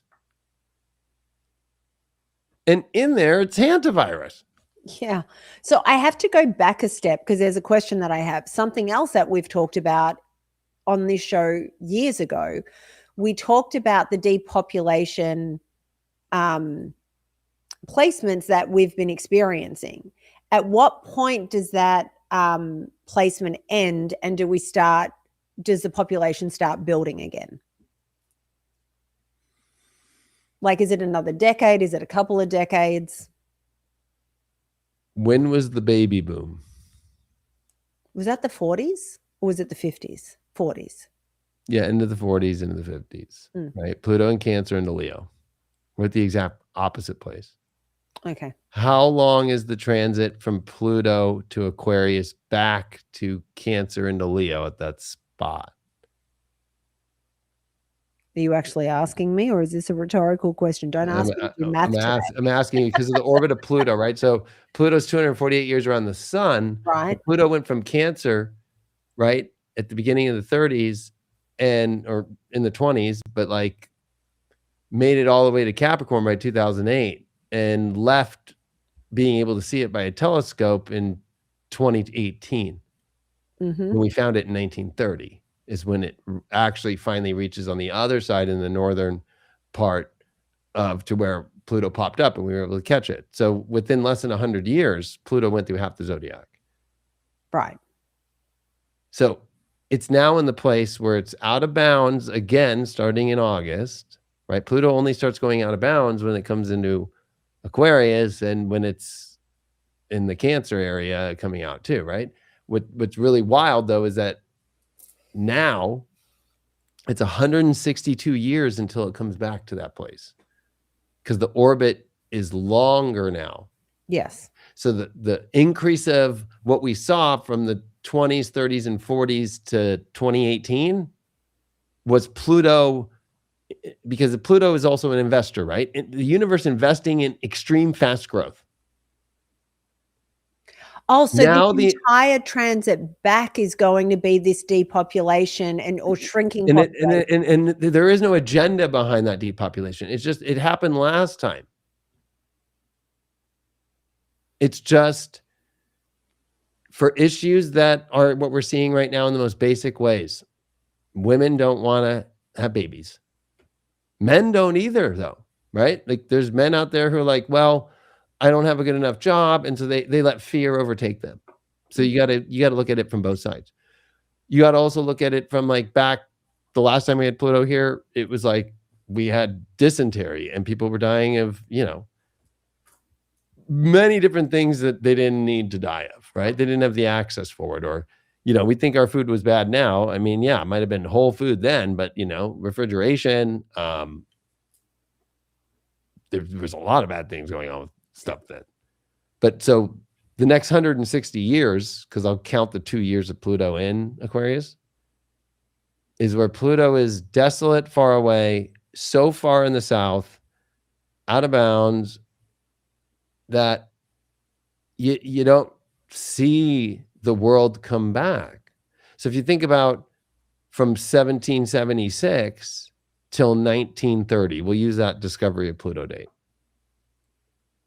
Not much changed until it started getting closer back to being able to pop up for any human to see it again. So if you take the end of the 19th century, like 1890 into 1900, and then you start getting electricity and, oh my gosh, like radio, and boom, by the time we hit 1930, and then the explosion of it finally hits. We're now in the decoupling of all of that. I just need to share, Mrs. D in the chat has just said, can someone please point this out to Bill Gates, because clearly he doesn't trust the process. Well, I mean, that's the thing is, like, I think we're watching a movie. Because the movie allows people to place it on Bill Gates, even though I'm not trying to say to stop doing that, right? What I'm trying to say, though, is that how do you tell a population the truth? Like, one thing that's come out from our last show, right? Like, it's very clear after the whole press, the White House press corps dinner, right? That the Mason signals in there, the secret society stuff was all over that thing. That's the other thing that Pluto Aquarius brings, right? Is Masons. Like, Masons founded America, right? Like, the first slab of the Capitol building was laid by Washington in his Mason gown. So what's happening is that the show is making people pick their characters they hate the most of what naturally was going to happen in the cycles that people who actually understand the occult, understand astrology, understand these cycles know.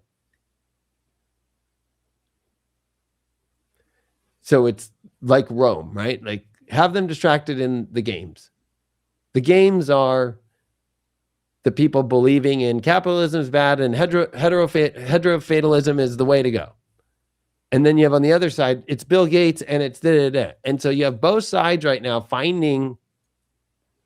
trying to hold on to some sort of cognitive functioning of what's happening instead of understanding, like, hey, the planets are actually at the place to where we stop this extreme growth.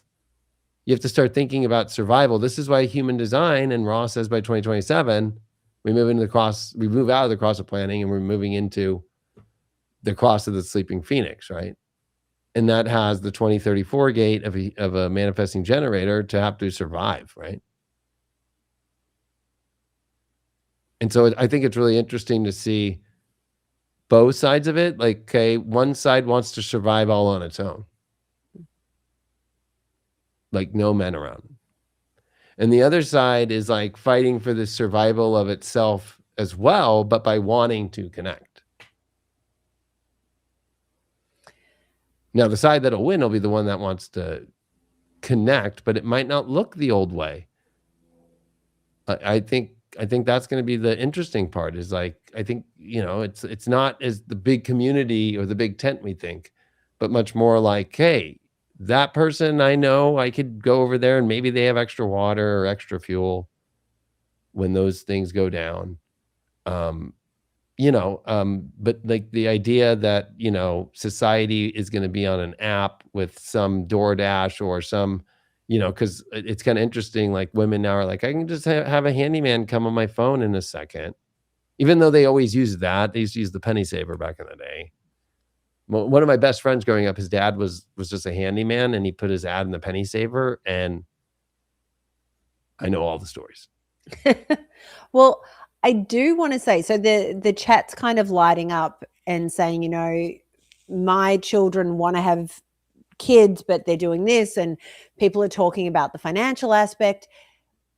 I don't think, and correct me if I'm wrong, you're not saying that nobody of these generations, that they just flat out don't want to have children, or that all of them don't want to have children. But what you're saying is there are societal things going on that are discouraging connection and having children. We have medical things going on. How many young women are having fertility issues?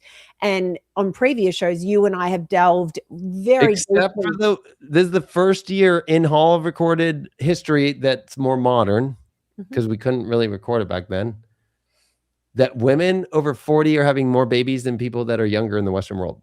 Right. So we have all of this stuff going on. Did you know that just came out? I didn't know that. 2025, women over 40 had more babies than women under 40.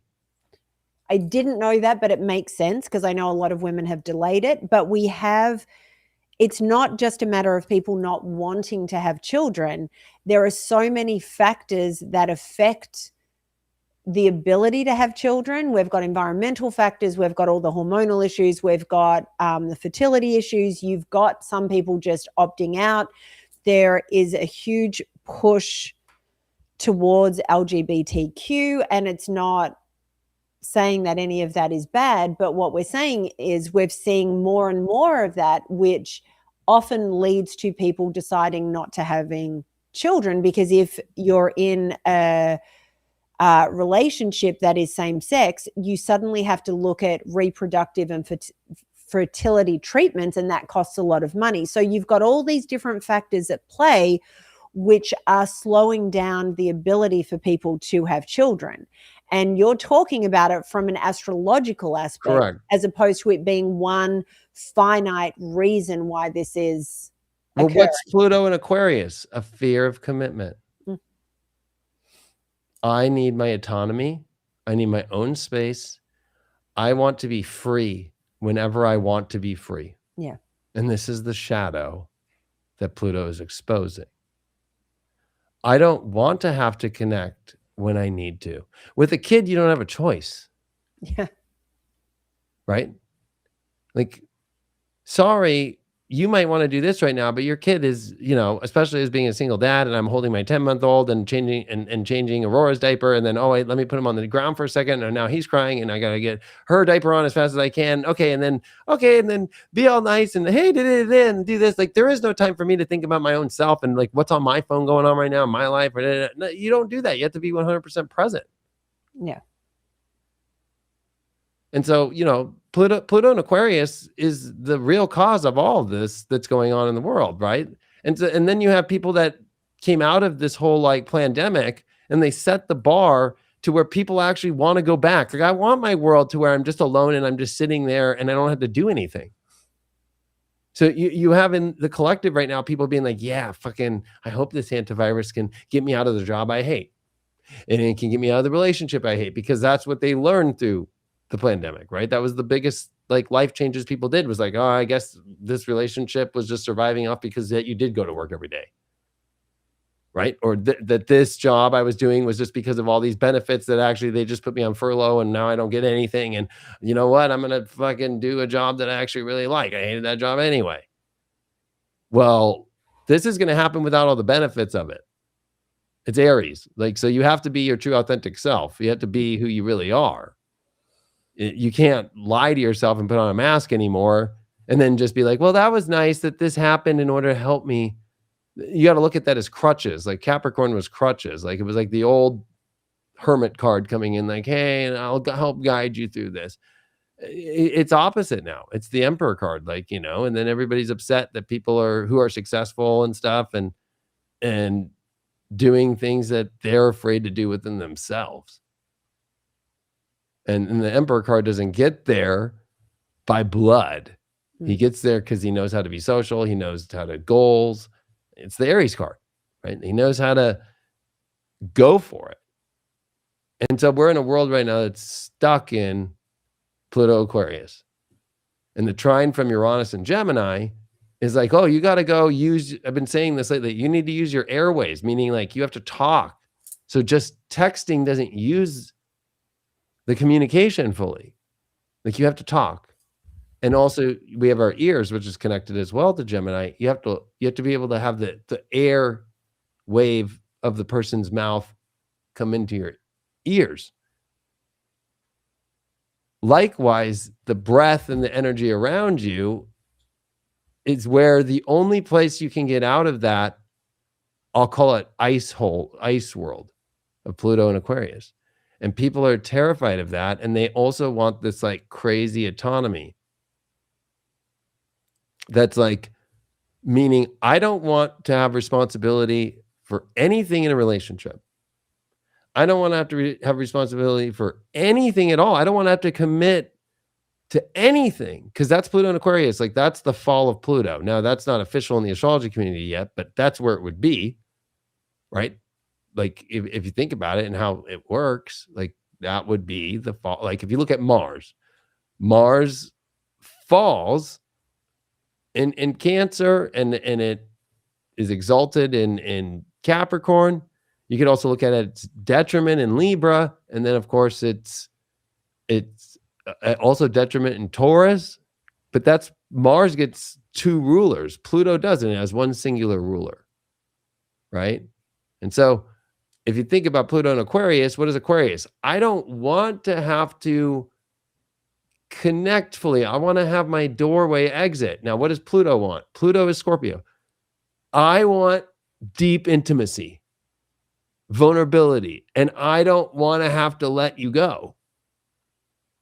Aquarius is like, I'll peace out in a fucking millisecond. I don't give a fuck. Don't take away my uniqueness. Well, nobody's saying it's going to take away your uniqueness by being committed to things that you want in your life. That's the lesson. Like, nothing can take your autonomy away except yourself, because your autonomy by yourself means that nobody can even see that you are autonomous. So are you autonomous? You're just by yourself. Nobody can even witness who you are.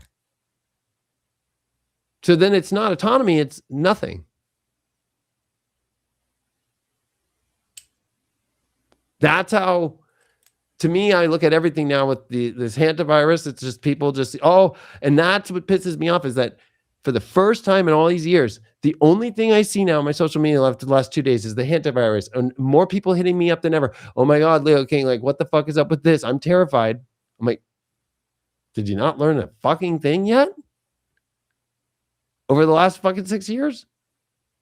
And at the beginning of those conjunctions, what did I say? The same thing's going to pop up at the end. It's how every doorway works. So we're at the end of all the conjunctions, and guess what happens? This pops up. And it's the same kind of effect that happened back in 1347 with the Black Death. Although I don't think we have all the data on that. I think that there was toying around with things, and I think that we always like to look at Egypt and say, oh, look at, they had technology we didn't know of. What's not to say that they didn't have weird shit like that to put into rats back in the 1340s, back in Mongolia, and bring them over to where Ukraine is today, Crimea, and then send them over on ships over to Italy and everywhere else and infect all of the West. I mean, to me, the rat thing is a very big thing. We're also in the year of the horse, and everybody pumped up. Everybody's like, I cannot wait to be in the year of the horse. I've never seen people pump up fucking Chinese astrology like they did this year. Well, let's not forget the opposite of the horse is the rat. So this is the enemy year of the rat. So don't fuck with rats. right? We look at everybody that's coming after us as an enemy right now because I'm a rat. And the rats are pissed. And now the rats are fucking infecting people. So that's why the horse doesn't win the race, because it gets infected with fucking whatever the fuck this virus is.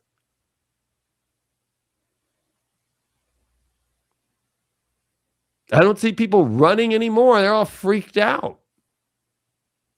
And guess what the number one thing of a horse is? Freaking out. Yeah, they're a flight animal. They are not a fight animal. They will run if they run away. Threatened. Yeah. And in war, they'll charge to the point to when it actually is at that moment when it's about to hit, and they always get hit. They always get the spear through the middle of the horse. That they're dumb, right? So people forget in Chinese astrology, the rat's the smartest of all the zodiac. The dumbest is not the pig. It's the horse. Because the horse will run into a war and run into a javelin going right through its heart. There is no more stupid animal than that allow a human to control it, to go full speed into a war, and it doesn't think it's sacrificing itself. It's like, oh no, we're going to do this.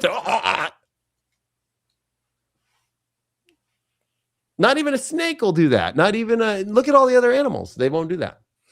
Yeah, it makes me think of the 2000, I always forget what year it was, but the massive tsunami. And I very strongly disagree with anybody riding elephants, but I know some people that were riding elephants when the tsunami was about to happen. And the elephants stopped listening to their handlers and took off into the mountains. And the handlers did not understand what was going on. They were chasing after the elephants. The people on the elephants was terrified. Those elephants saved the lives of everybody that was there because they knew something was about to happen and they went to higher ground. And I think that you're right. Most animals have great instincts. And for the most part, a wild horse, would flee if there was something going on. The problem is when they've been trained to be obedient and all of that, yes, they'll be ridden into battle. The same as dogs. Correct. You know, you look at the canines with the police force that get stabbed and beaten. Or in the video we saw about the fucking shooting at the White House Correspondents' Dinner and the fucking canine unit's right next to the guy, and then he fucking turns, the dog and him turn, and then he runs out with the guns. There's something weird about that. Yeah, absolutely. So I don't believe anything when they put out and say, you need to be worried about whatever, hantavirus. And that the White House Correspondents' Dinner was this crazy shooter after watching the videos that finally got released by the government and the fucking canine units right at the door with him. And the second that they turn, he runs out and the dog didn't smell the gun. That means that they knew him prior. Yeah. There is something, listen, there's been weird things about each of these assassination attempts, but this one was the worst one. Yeah. And have all the press in there. Nobody seems to care. Do you know what I mean? Like everyone's just like, okay. Oh, I mean, that's what's so crazy, right? And it's weird because it's like, oh, we're going to delay it and we're going to do it in like the next 30 days because they want to prop up a story that gets all of the press in there again to all be on the same page and make jokes about it, but also be serious about it. So I think, you know, anybody scared of this, like you haven't learned your lesson. Of course, I hate to drop this bomb, but if you did get vaxxed, I could see why you'd be more worried if you're coming at it from the side effects are that.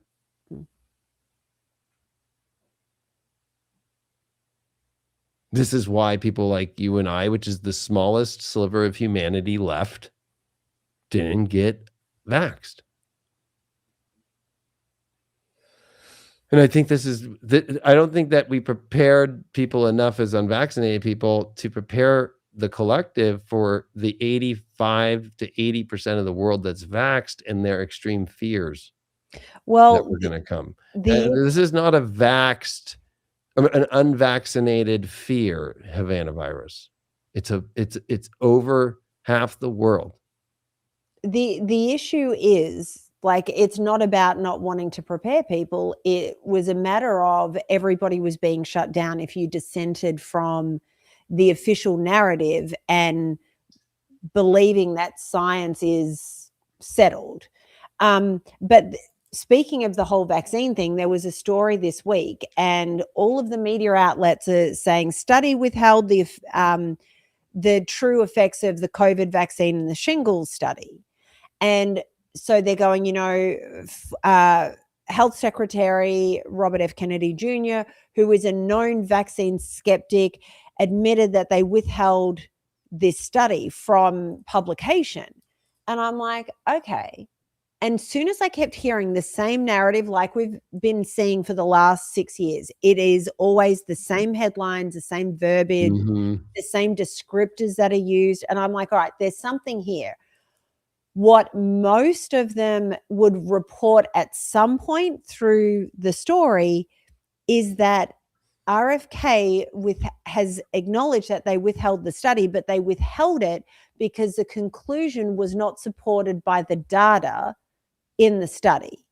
And so essentially, I think the conclusion was that the COVID vaccine and the shingles shot is great for you, and it helped everybody in terms of their long-term health. And if anything, it was beneficial versus causing any harms. But again, the Department of Health and Human Services has come out and said that the conclusion isn't supported by the data.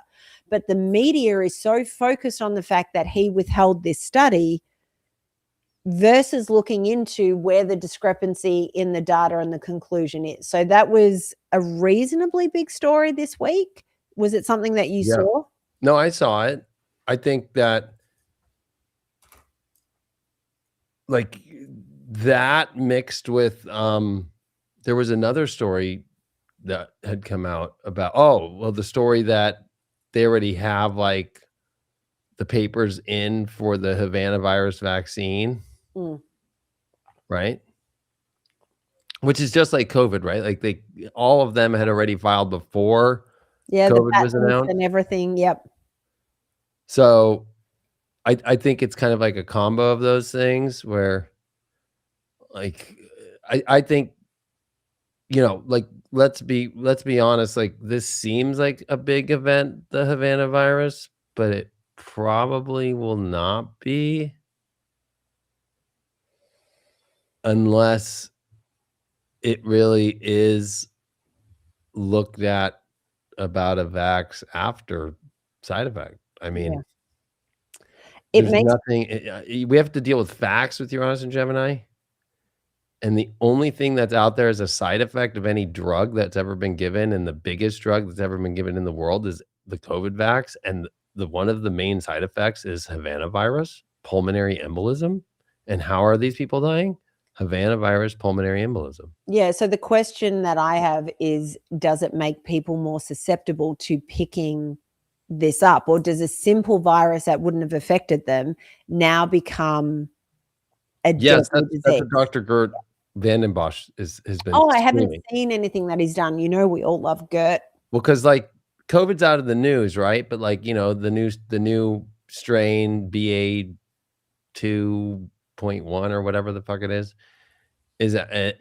what's happening are these strains now are not, like, dominating, and this is what he predicted, but they're infecting, and then they're infecting the vaxxed, so the vaxxed are getting COVID more.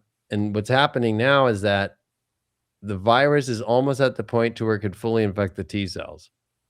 Like believe it or not, that vax worked for completely not allowing people's T cells to be infected by putting the spike protein to kind of sit on top of that shit and only protect from that.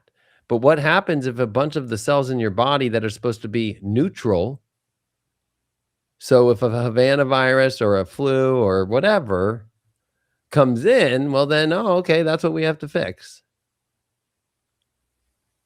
Well, with Dr. Vandenbrosch, like with Gert, he's saying that once the virus has created what it did, right, where it got very, like, it could be so transmissible everywhere, but then be kind of like light because it's just trying to like find its way to the vaccinated to infect the cell finally. And what you get is now that it's slowing itself down on how infectious it is. And Havana virus is the perfect jump. I think what we're going to see, and I'll make this prediction right now bold, this isn't Havana virus. They're going to say that COVID jumped to this. And believe it or not, we're in a world now where there's no more smoke screens with Neptune out of Pisces. That it will be true that it jumped to a virus that could infect people's cells that are vaccinated. It's quite a prediction. So the other thing, and I don't know what that looks like because, you know, to be honest with you, I didn't want to believe this prediction that I've been saying. And then at the beginning of 2026, maybe because I had my son, I kept it light.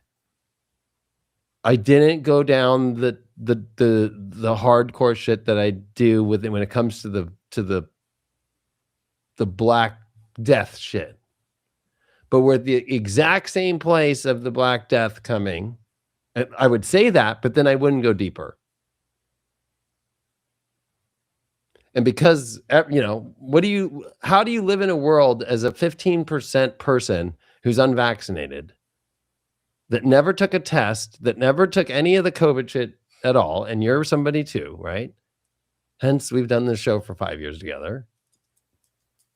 How do you live in a world where if you put out the truth, your friends, people you know, family, everybody around you is vaccinated?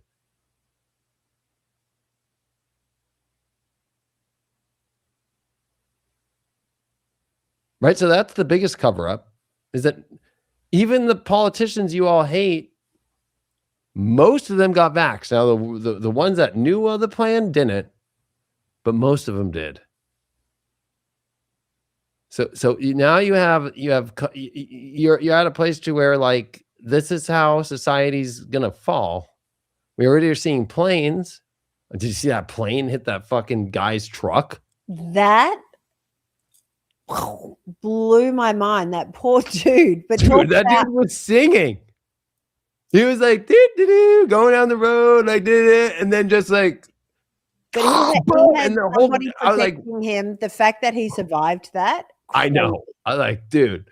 But like the plane thing, every week there's that. I mean, if you look back now over the last like 8-9 months, every week there's a plane crash. The UPS plane, this plane, that plane, another landing on bad, another this, right? Yeah. And then that mixes in all the solar activity mixed with the magnetic shifts. And that's what I think affects the vax more than a 5-6G is the magnetic shifts happening. So, you know, it's kind of like this perfect storm of where society's going to fall apart. That's also Pluto and Aquarius. Because at the end of the Pluto and Aquarius transit, last time we were in it, was the end of society. It was anarchy, right? There was no government in America, right? The Confederate States of America, you know, were, if you were British and you had your mansion, you were kicked out of that mansion and thrown on a boat. And then they just auctioned off the places for the American dollar, which was worth nothing at that point. Or it was also the Continental Army money, for like what we would say like cents on the hundreds of thousands of dollars, right? To just whoever lived in that community. But that's what I think is going to happen, is like the decoupling from the government running airports, the decoupling from the government running all these essential services, everything going private. And, you know, all the top people who fly privately to Davos, all of their pilots are unvaccinated. But you mix all these vaccinated people on a cruise line.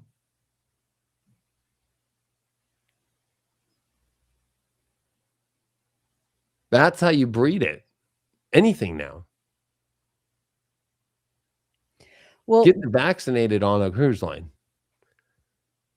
There's an right, because their immune systems are not normal, and they're only looking for the original ancient Wuhan manufactured through the shot strain. There was no COVID. The shot introduced COVID. So people need to look at this whole situation differently. Like, oh, a cruise ship filled with a bunch of vaccinated people where their immune systems are bad. People who have been vaccinated test positive for HIV, right? Like, that's still, nobody wants to go do that.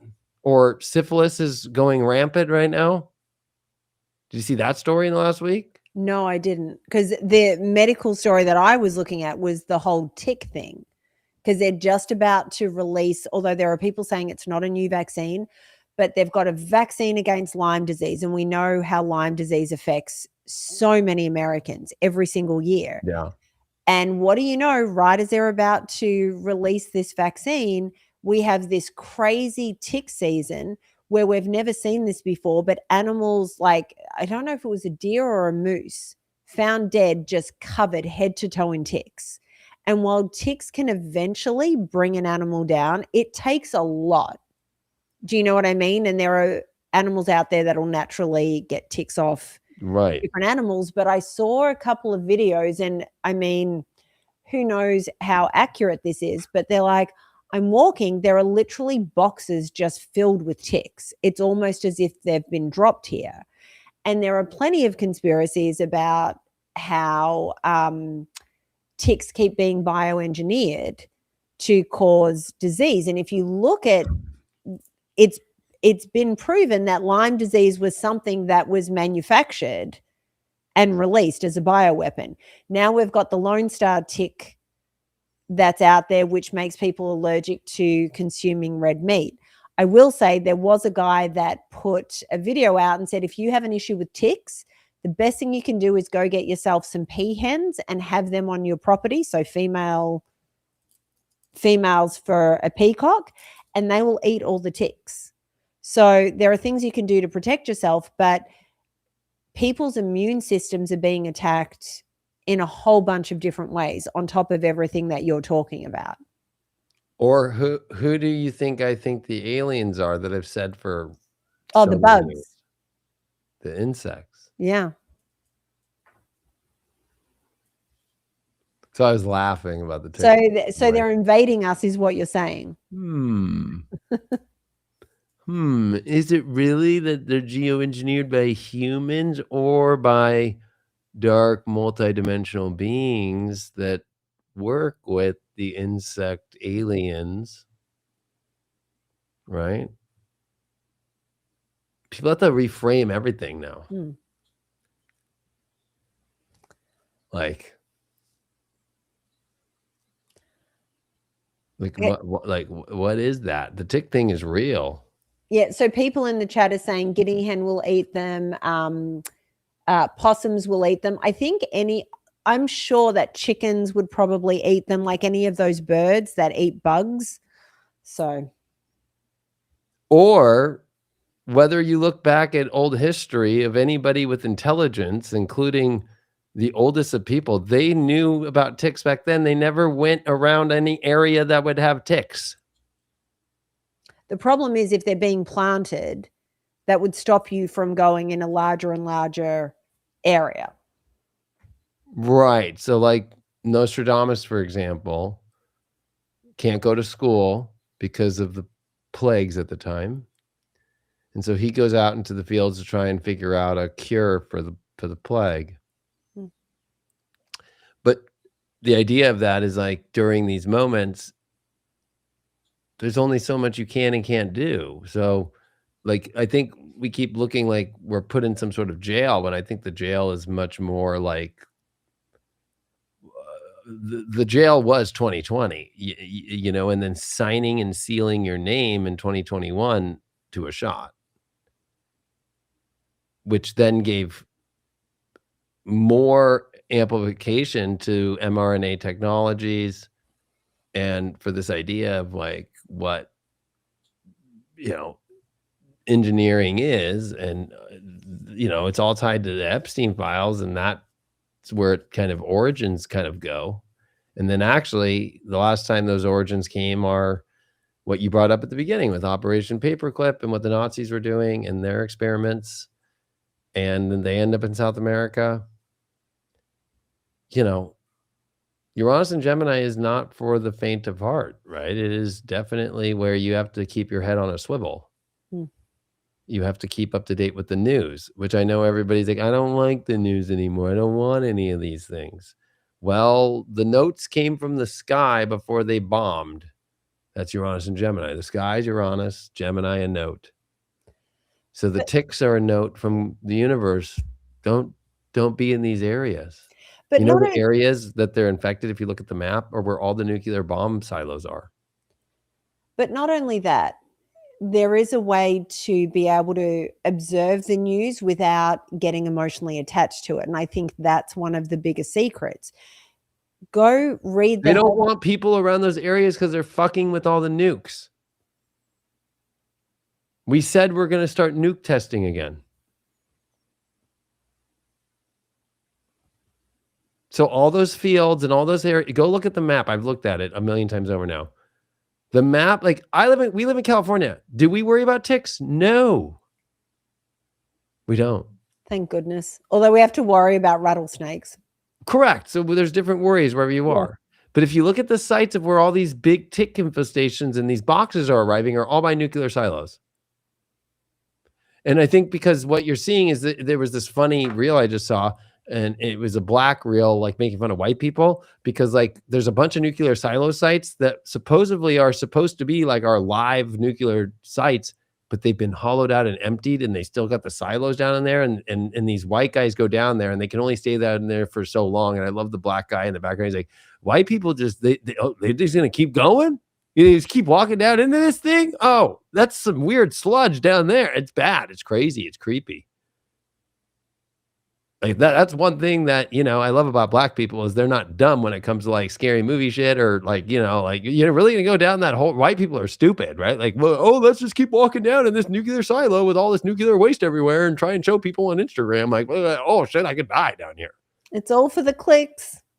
But what I think there's like this weird thing about them trying to swap shit. And like, that's like a tactic by the US military that created the tick, right? And I think that this goes into the UAP and the alien shit is like insects are aliens, right? And that we work with them in some sort of capacity. And we, so, you know, hey, protect these sites because we're in a World War III situation and we have old nuclear warheads sitting on old rocketry that's not working right. And we need to go and we don't need civilians walking around these areas.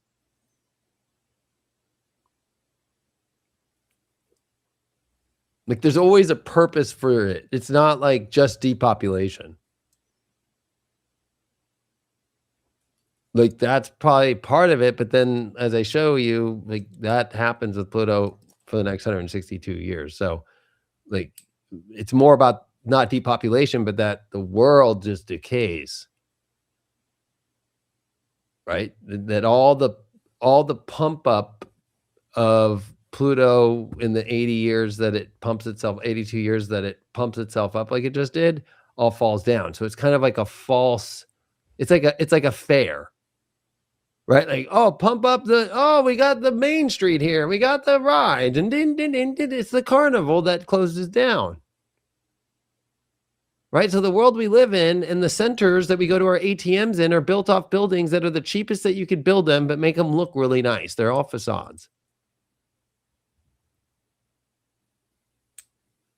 Everybody's addicted to it like this, but it's really just a circus.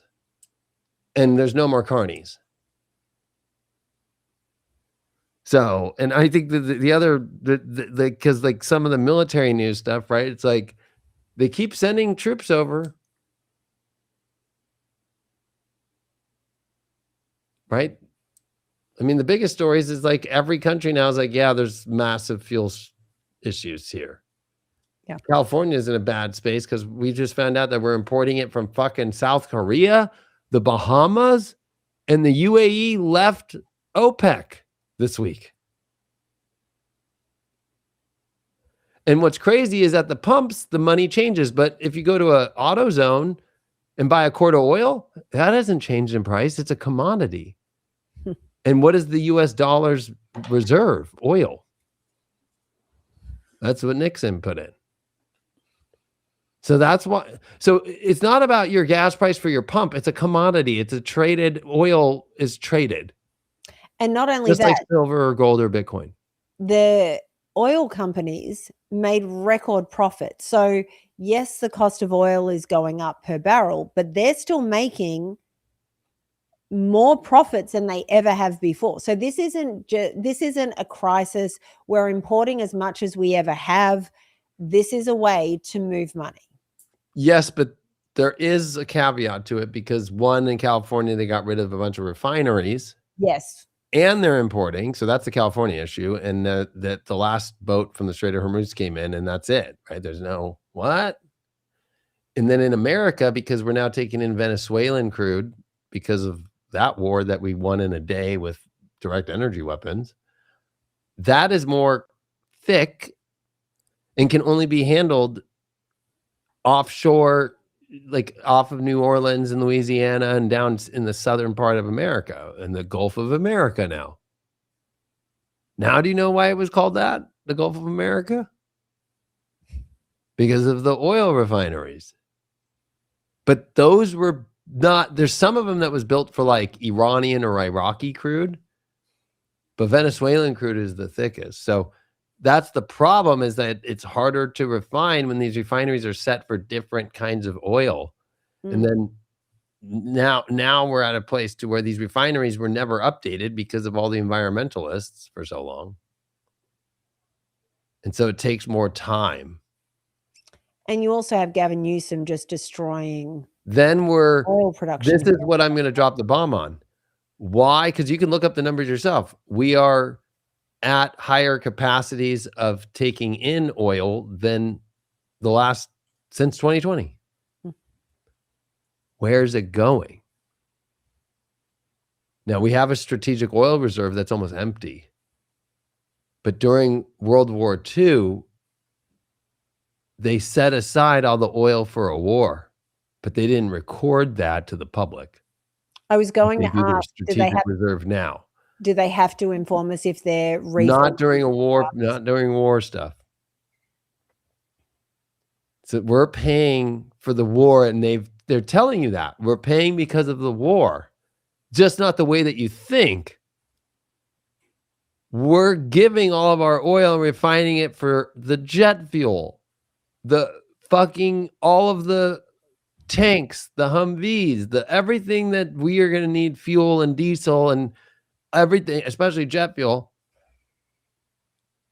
because you can't go into a war and then run out of fuel. The number one thing that World War II taught us is the reason why Japan invaded Indonesia and all of those islands in China was for oil, because Japan has no oil. Why do you think Hitler went into the USSR to betray Stalin and call it because of Marxism, when really they need oil, just how Germany right now needs oil? And the USSR is one of the toppest places. Well, now it's Russia. Every world war is started by oil and getting control of it, because you can't run a war without that much oil. You need all of it. And so America has it, but it's making Americans pay at the pump because they're shorting who gets the oil. And they're not showing on paper, because they don't have to, these 100 million barrels, they need to go into these depots over here. These can go out to the public.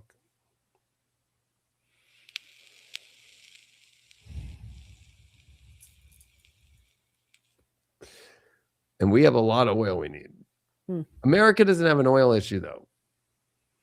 Well, we have so much oil just here in the US that if push came to shove and we started drilling, That's what I'm saying, is that we're not going to be affected by it as much. I mean, it's going to be more expensive, and there might be another Chiron scenario like last time Chiron was here, where, okay, there's some days, it depends on your license plate. That's going to be the farthest it goes in America, but the price will be expensive. It'll be a commodity. And what they're doing is they're tearing up and creating a society right now based off what your usefulness is, like COVID, but now it's how much money you make. Not whether or not you're an essential employee, because all those jobs, ironically, the essential people still have jobs, right? But it won't be for DoorDash anymore. Yeah, because the robotics and all that are coming out. It's going to be who's developing and helping these AI systems continue to go up. And what they're doing is creating a hierarchy now. So like, to afford gasoline, to afford an electric car, to afford to continue to travel, you have to be at this certain level. In order for you to have AI now, the way that AI has pushed everybody that normally just uses ChatGPT, like you're $20 for Claude a month or for ChatGPT, you don't get even close to anything that you can anymore unless you pay $200 a month, or that you have your own API with the companies to get access to the pro models to actually go through your code. Like you can't, even on the pro, like my pro account or my max account on Claude, I can't use in Codex, I can't use in Cursor anymore unless I put my API number in. And then that means that that is charged per the tokens that are used. So for every million tokens, GPT 5.5 Pro is fucking like $120. Well, I go through 1 million tokens in a fucking like minutes. That's $120 a minute. If I wanted to go through my code. So what they've created are these models now that go through coding. They say that it's the best in coding. It's not. So now if you want to be an AI person, you have to be smart enough to know how to do these kind of things. But honestly, I can't believe how dumb people are. People act like they know and they're like, oh, no, they don't know. So I think that's what they're doing, is they've created like, and this is what happened during World War II, right? Most people were at the bottom, and you have to go to the war, and women take these kind of positions to help the communities. And very few people sit at this kind of like elite tier and watch everything. Let's not forget, the month of March into April was all about all AI companies making deals with the Department of War, including now Anthropic is back into those talks, and now Google is now in those talks and finishing up their deals. So is it really about Havana virus? I think Havana virus actually is like the universe's karmic story of what was so bad done to the population to wake them up to what is really inside of them, to make them get back at the system or the healthcare system that's completely fallen apart. I mean, the California debates were great because California is the exact example of modeling how to ruin a complete state off health insurance and giving it to illegal immigrants. And then trying to say that the only way to save it is to do single payer and model the EU and model Canada and all that shit. Well, we know that the progressive left and the very far progressive left have been pushing towards socialism and ultimately communism for the longest time. So it makes sense that this is what the push is in California. And I was watching the debates yesterday, both gubernatorial and mayoral debates, and I have a lot of opinions, but I have to say I walked away from listening to it, and in the gubernatorial debates, Katie Porter Katie Porter, is that her name? Yeah, And Tom unfortunately. Steyer are freaking lunatics. I know. Absolute lunatics. And one of the last questions was, do you think that Medi-Cal needs to be reinstated for illegal immigrants? And they're both there going, absolutely, yes, we do. We need to give them all the healthcare, and we need to do this and need to do that. At a time where California is now in debt, you've got all these things going on, and these people are just like rah, rah, rah. And you sit there and go, that they are showing you exactly who they are. Because it's that's why they're, ironically, right? Like Steve Hilton, and then I think it's still Becerra or whatever his name, but he's now in a corruption scandal and nobody likes him. So, there's a very high probability of it being 2 Republicans on the ticket. Yeah. Right. And that's what's crazy, even after these debates. What's even more insane to me is that in California, that's the weird thing. California has the biggest oil drilling that we're not using. We already have massive refineries that have shut down. Right. So all you got to do is turn those 2 things back on. Like, that's it. Because all the pipelines in America run through the central east of the Colorado Rockies. Because of the mountainous terrain of the West, you can't do oil pipelines. So that's why California intentionally has been one of the oil capitals of the world for the last 100+ years. It started Huntington Beach, California, ironically enough, and Santa Barbara and all that. And why you see off the coastline all these oil drills, right? Because of the fact that we can't run pipelines and take oil from especially down there in the Gulf of America now, right? So this is all a show, meaning a Republican's going to win in California. It's already planned. And in the astrology, I've already said this, right? Like whenever Neptune comes into Aries, Republican switches to red. Do you it did during the Civil War? Out of nowhere, it flipped to red. Do you have a thought on, because if you were saying California is going to switch red, that only leaves 2 people that we can talk about, which is either Chad Bianco or Steve Hilton. Do you have a prediction as to which one of the 2 would get into power? That Chad Bianco at the end of the day, because California likes a gunslinger. I actually love Chad Bianco, and I've said this before. I have interviewed him back in the Wild West. California is a Wild West. Yeah, and the last Republican was who? Arnold Schwarzenegger, a gunslinger on TV, but with fucking 50 cals in his hand. Or prior to that, Ronald Reagan, who wore a cowboy hat and fucking was a movie star as a gunslinger. And then all of California's history have been ex-miners, 49ers, people that gunslang and always the wild more person. So Steve Hilton is just helping getting those things up there, but then Chad Bianco is the sheriff, right? And like, that's the irony of Neptune and Aries. It's always the sheriffs of every Western movie. What is it? The sheriff, the sheriff, the sheriff, the sheriff, the sheriff and his deputy. The sheriff runs the town. That's Neptune and Aries. The sheriff runs the town. Who has the gun? That's Neptune and Aries. That's who runs the town. And the interesting thing was, in the debate, people would, or more to the point, Katie Porter more than anyone, was trying to discredit him. She's the lowest on the numbers. That proves my whole theory that the feminine movement's over. Or Kamala this week saying that she kind of wants to run, and every Democrat so afraid, like, do not let her run. Why are they afraid? Because I don't believe she failed, and they all saw that she can't do it, and that she never won. She never even was chosen. No, I get that, but by the people.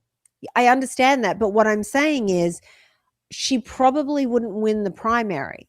So why would it matter if she runs? She's going to make an ass of herself when it's... Because it's diluting other people that, like, look at California right now.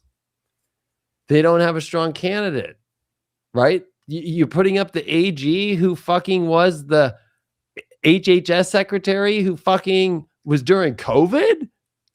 and who fucking funneled money from his campaign so his staffer could work for him, which is illegal, and he's under investigation for that shit.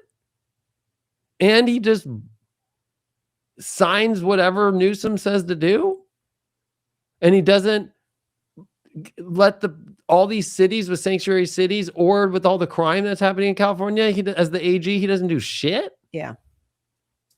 That's the top candidate. Or Katie Porter and how she speaks to her staffers with leaked videos, and who's so far gone and didn't even really live in Irvine, because you have to remember, she's Irvine, where I live. Nobody here in Irvine likes her.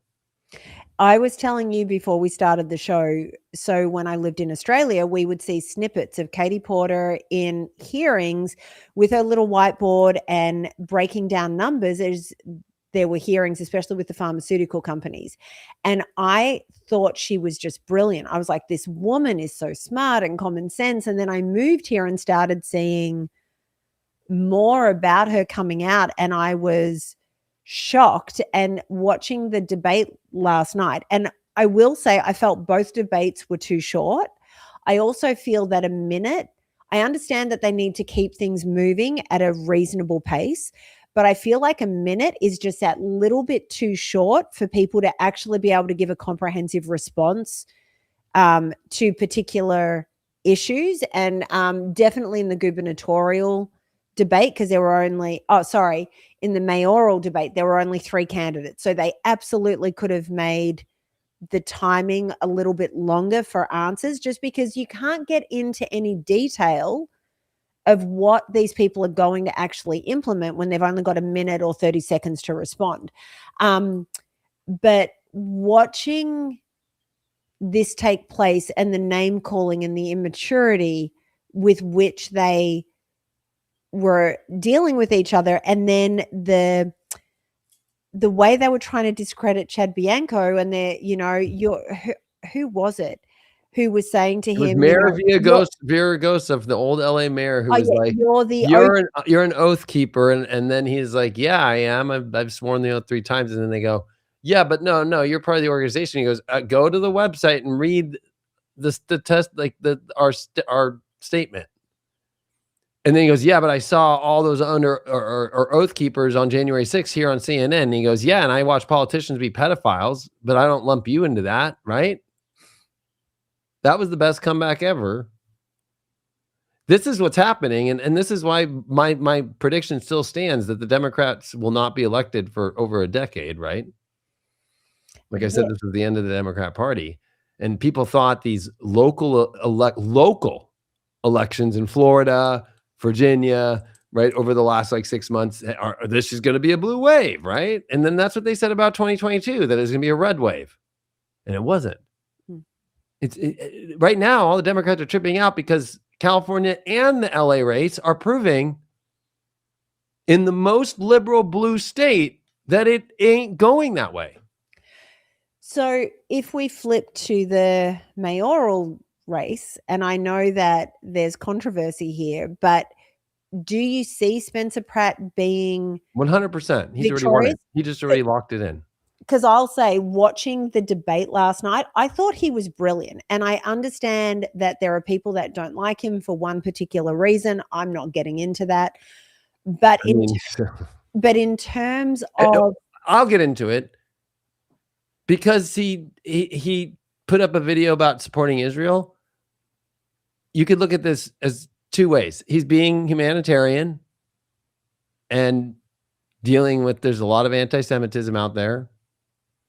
2, he's being a politician. The Jewish population, you know where they live? LA, New York. So you could look at it as either one. Maybe it's both. So I think regardless of that topic, first of all, his ad that we played on the show last week of him at his home, which is currently a trailer on his property, which got burned down in the Palisades fire. It's an Airstream. Oh, sorry. I don't know if you know in RV world, you know how much that Airstream is? I have no idea. That's like a $250,000 Airstream. Sure. I tend not to be in No, trailers. I know, but and all like this, but anybody who yeah. knows RVs, when you see a silver top like that, that's an Airstream, and Airstream is the luxurious of them all. Trailers.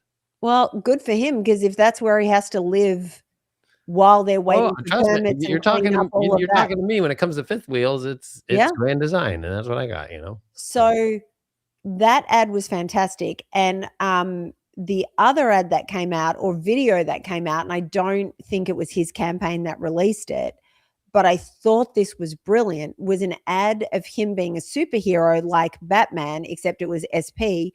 And they showed all of the Californian politicians. Bass was the Joker.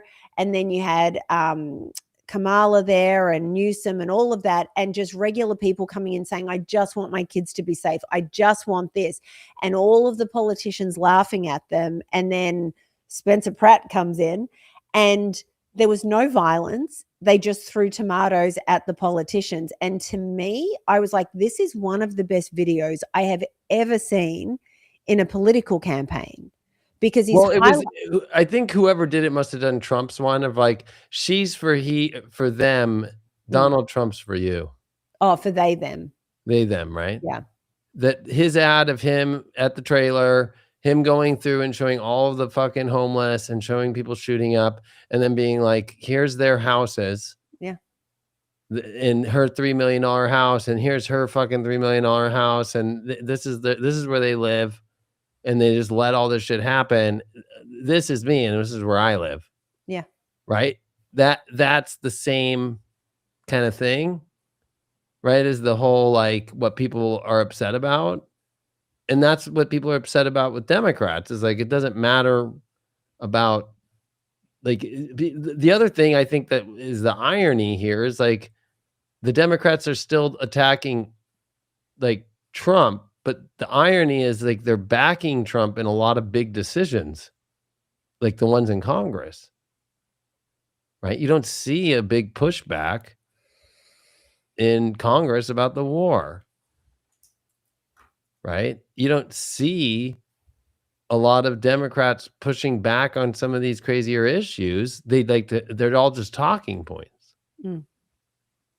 Well, and California exposes the corruption of the Democrat Party at its highest. So I think there's a fear, and it's like, perfect. Mayor Bass is the perfect person to go down for our party. And then we can separate from her. Kamala Harris is the perfect person for her to go down. Right? These people are chosen on purpose to be the fall people. So... And now you've got Katie Porter, who was supposed to be it, who's at the bottom. So here's my take. As someone who cannot vote in this country, I watched that debate yesterday, and I was never a Spencer Pratt fan. I never watched The Hills. It wasn't something that was of interest to me, but back in the early 2000s, I bought gossip magazines every week and caught up. So I knew exactly who he and Heidi were. And they just irritated me just in the gossip magazines. With that being said, he talks about it now and embraces his past. And he's like, hey, I was paid to play a role, and I wanted to be famous. I wanted to be on TV. I had money being thrown at me. So I did what I had to do. And I appreciate the hell out of his honesty and the reality that he was just pursuing what he wanted to do. With that being said, he doesn't get credit for the degree that he had, and it's in political science or something like that. When he first started exposing what was going on with the whole fire situation and the absolute fraud and money laundering and everything else that was going on in California, I was like, I am so impressed by this man. And then it kept going. And then he announced his run for LA mayor. And I was like, good for him. Didn't know if he would actually be successful, but I was like, good for him. He's done a really good job in exposing all of this. And people said, either get in the race or shut up, essentially. And he was like, you're right. I have to fight for my community. Watching him on that stage last night, I watched him go up against two people that were literally only worried about scoring political points. They would not answer Right. questions fully, especially Nithya Raman.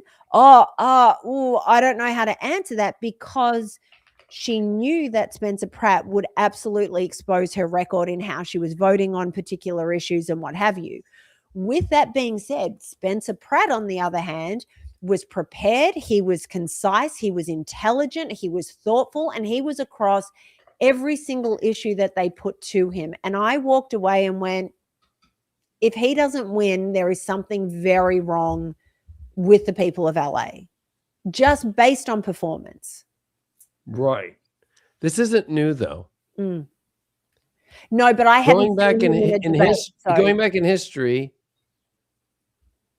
celebrities, whatever the culture was at the time, going into politics was very normal, right? So like, why did his name just leave my head? Ronald Reagan. Oh no, I'm talking about. Schwarzenegger. I'm trying to go 150 years back, Neptune Aries shit, and even in farther back. But like, what's his name? How did I forget his fucking name? Oh my god. Are we thinking of a president? No, in Congress. From Tennessee, fucking Davy Crockett. Harriet Tubman. Right? In her book, she then goes into Congress. I pulled up some other ones. Believe it or not, Abraham Lincoln was famous not as a politician before he became one, but as an abolitionist. Right? But that would have been like a local celebrity in a world that was talking about things. There's a bunch of famous authors at that time. There's right. So like it's then if you list the actors that became politicians, Clay Aiken. Remember, he was the candidate in North Carolina. Is he from American Idol? Clay Aiken. Right. Sonny Bono ran as a Republican for the mayor of Palm Springs, and he wasn't from 88 to 92. Then he ran for a representative in California in the 44th district, Republican, 95 through 98. A porn star ran for vice president, Marilyn Chambers. She was the nominee for vice president in 2004, didn't make it. And she was a write-in candidate for vice president for the Boston Tea Party. A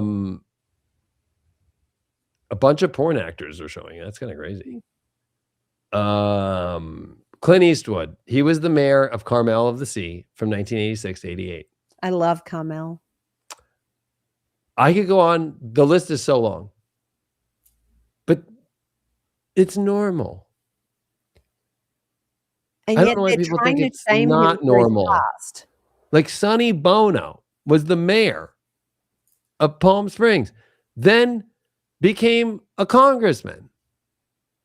Sonny Bono is bigger than fucking Spencer Pratt.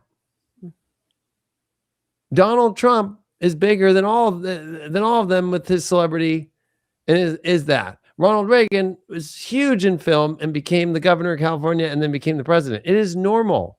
Arnold Schwarzenegger, California especially, is going to have that extra twing to it. So to me, it's like, that's not crazy. That's normal. So, and it's not like he's sitting there like acting like a Republican. Well, he's an independent. Right? He's not like I'm all for the Republican Party. You don't hear him talk about his party. He's just talking about what he wants to do as mayor. But I think that, and this is going to really hurt people. There was a massive movement in America at the end of Neptune Aries, and it was about getting rid of Freemasons in government. And so there was a whole party, the anti-Freemason movement. And so you can look at that as like the anti-Israel movement that's happening right now to get people with AIPAC money out of politics. It lost. Never won an election. It didn't happen. The movements that happen in our patterns in history, especially in American politics and what we're seeing right now, they all fail. Whenever you become an anti-movement in politics, you fail.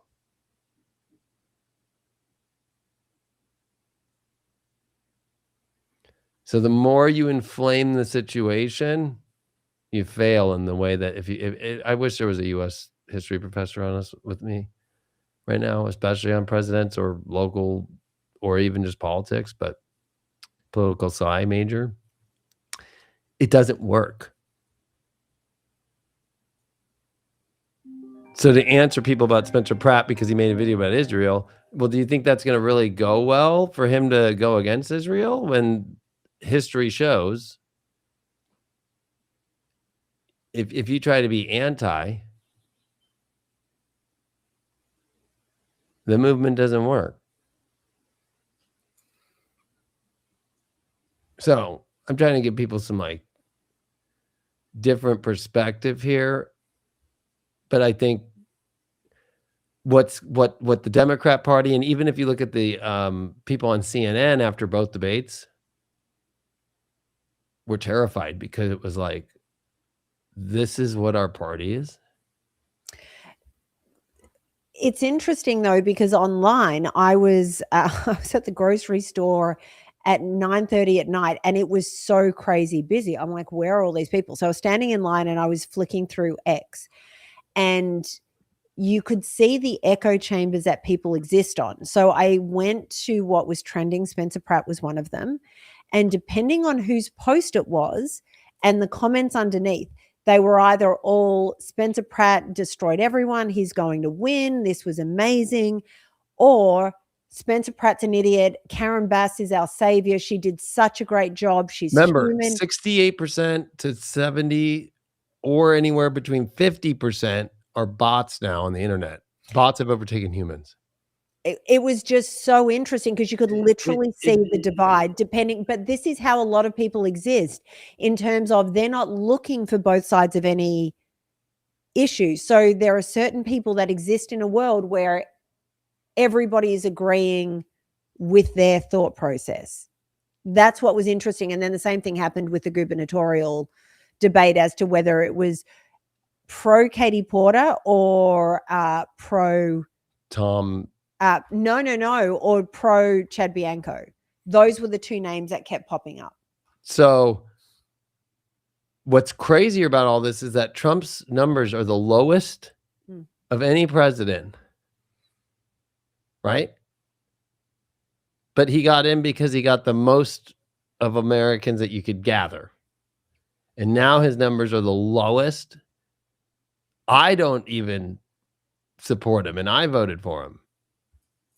Right? Nobody likes him. The only people that are left are boomers that are just like sitting on their homes and just wanting more of the stock market to go up. That's it. The young crowd, the middle-aged crowd, none of us like Trump. And I'd lock arms with any Democrat that doesn't like Trump and agree. But that's what's the irony, is that the policies of Republicans of just keeping things common sense and normal is what people want. And so as long as you're not Trump, it's proving like Trump's obviously sold himself away or has lost his mind, although he's a Gemini with all of his stuff, with Uranus is in there. But like, you know, whatever, with Sun Uranus people, it's never what you think it is. It's something that we don't know. So do you think so whatever's going on with Trump and why he is so fucking crazy now, it's something that no Democrat or Republican knows, or people like you or me or anybody knows. Do you think then that any endorsement from Trump would work negatively rather than positively? Yeah, so I think like the Steve Hilton thing is like the pumping up of the numbers like 2022, right? It's not. Most people that are Republican who voted for Trump like Chad Bianco. They don't like Steve Hilton. Right?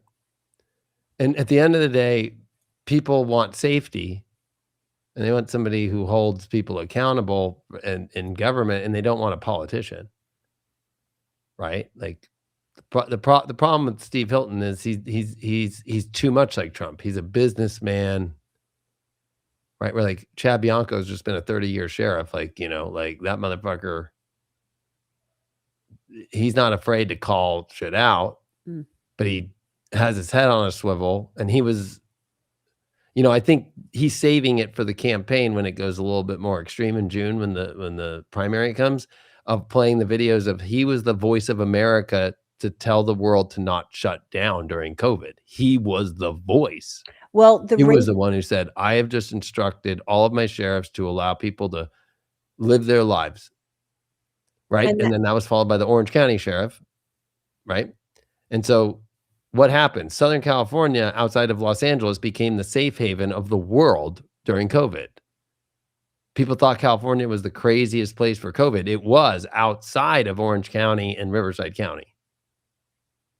And in Humboldt County and stuff like that, all the Republican counties, which there's more Republicans in California than there are like 23 states in the union. So I think that's the big underlying ticket here, is that as long as you're not Trump himself, because everybody voted for RFK Jr., really. Once he joined the ticket, that was my like, okay, I'm going to vote for Trump for sure. Because I was just going to not vote. I did that in 2004. No, I did it in 2012 because I was a Ron Paul guy and I did not like Mitt Romney. And I voted for Obama, and Obama lied. So I didn't vote in 2012. 2024, I wasn't going to vote because I'm like, But once RFK joined, because I was going to vote for RFK. So, like, you know, I was just up north in Marin County, that have the most liberal place in America, and talking with a bunch of liberals, and they all were like, no, yeah, I was down for RFK Jr. because they're all into health. So I think what we're seeing is that we got the media is lying and saying like the Republican Party is done. No, the Democrat Party is done. Trump's done. Now the numbers just came out for the Republican primary for 2028, and you know who's at the top? J.D. Vance by 46%. And they thought that Marco Rubio would be higher. He's only at 14%.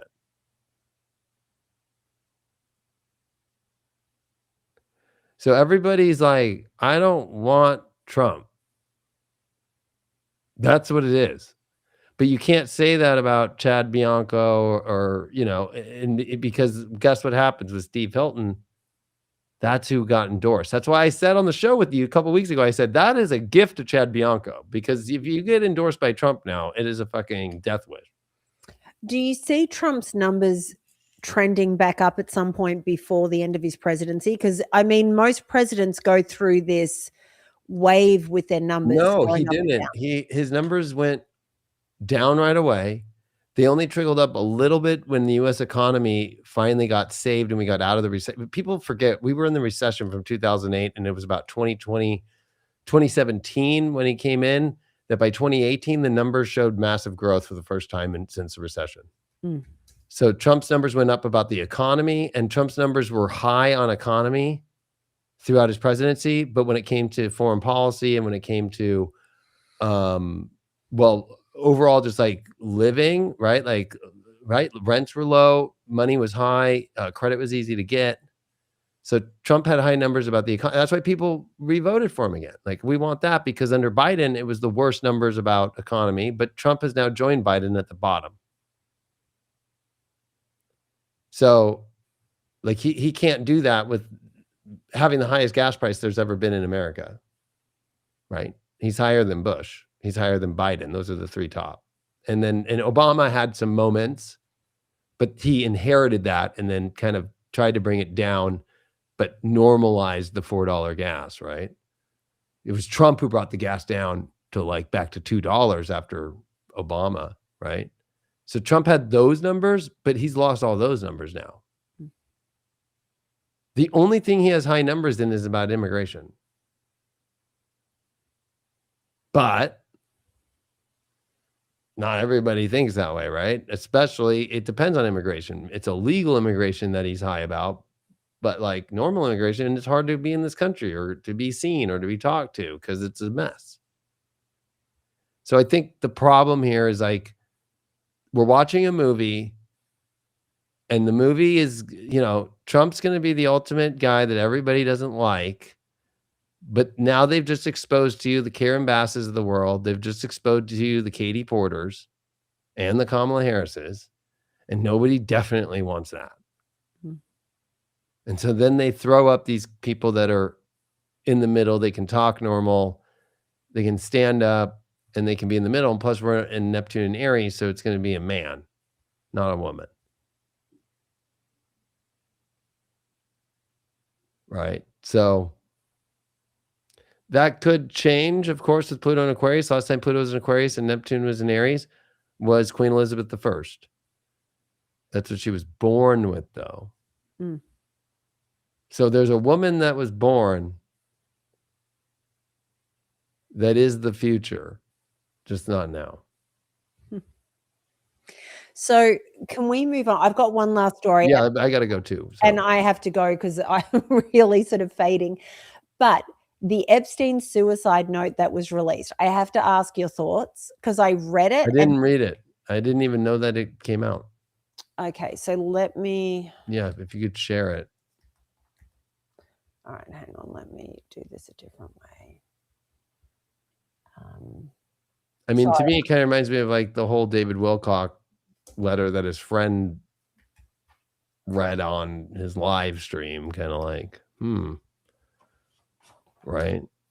Okay, so hang on. I'm just trying to bring it up and make sure it's like the problem is it feels like David Wilcock because like we haven't seen the video yet of him doing that the cops say he did in front of them, and we have video of what looks like actually Epstein like getting out of the facility, not normal, So. Yeah. Okay, so let me. Sorry, I'm just trying to find the correct screen. I think it's this one. Okay, so can you see this? Because I haven't. Yeah, I'm going to add it to the scene. Okay. Are we good? Mm-hmm. Okay, so obviously CNN. So judge releases purported Jeffrey Epstein note. So this is apparently a suicide note from him. The unverified and undated document was placed on the court docket in the case of a former cellmate of the late convicted sex offender who said he found the note. The note was not signed and read in part. They invested me. They're not allowed to have pencils, though. No, I mean, prisoners can write letters. Not that unit. Remember, even No. sheets. So here's the thing, because it took me a little while to figure this out, right? So I'm reading this and I'm going, he didn't have a cellmate. So this is apparently from a suicide attempt. I think that's what they're trying to tell this as. This is what they're trying to do, is say that's why then he ended up in the cell where he was on suicide watch 24/7 with a camera that turned off in his cell during the time that he killed him. Come on. And not only that, we've never heard anything about a suicide note. And then all of a sudden there are reports that there's a court hearing about a suicide note and this is what it is. So I just want you to know what it says, or at least what we're being told. And then, so they investigated me for a month, found nothing. It is a treat to be able to choose one's time to say goodbye. No fun, not worth it. And so the cellmate has said that the note was from Epstein's unsuccessful suicide attempt in July 2019, weeks before he was found dead in his cell while awaiting trial. And then the examiner, of course, has said that he died by suicide. So, you know what, can you go back up to it and read it one more time for me? And read it as if you were giving people a hint of that you are an elite person that can remove yourself from the matrix and stay in the matrix, but that you can. Can you do that for me? I mean, I'll try. I don't know that my You need me to code an AI bot to do it? Sorry? Do you want me to code an AI bot to do it? Sure. No, I'm just kidding. They investigated me for a month, found nothing. It is a treat to be able to choose one's time to say goodbye. No fun, not worth it, peace out. The peace out is my part. Yeah. That's how I actually did a great job. That's how I Okay, read it. thank you so much. Like if you read suicide notes of like actual people who commit it, like it's pretty dark and daunting. Mm. And it's got a lot of emotion into it, right? Because you have to be high in depression to do it. Like nobody speaks like that, right? Like if you listen to David Wilcock's phone call, like he's at the end of his rope. I don't have money anymore. It's always like the more very personal thing, not about what happened, but like the actuality of the situation. This is like, I'm over the world because of like they found nothing, and so yep, they're okay. Write the note, and we'll put you in there, and then we're gonna get you out. And And that's if there his was way of like nothing, telling people and his yeah. investors and everybody he knows, like, hey, the same way all the pictures of his house, right? There's all these cryptic like fucking notes like on the fucking wall, right? On his whiteboard in his fucking office. He leaves a trail. But not only that, he got out once before, even when there was incredible incriminating evidence back in 2008-ish, right? In Florida, when Pam Bondi was Attorney General of Florida. So we know he had powerful people on his side just from that, not even all the clients. So this to me doesn't seem real in any way, shape, or form. I don't believe, one, that is how he would write. Two, if there was any sort of suicide note, we would have heard about it years ago. 1,000%. Three, if he believed that there was nothing, why would you kill yourself?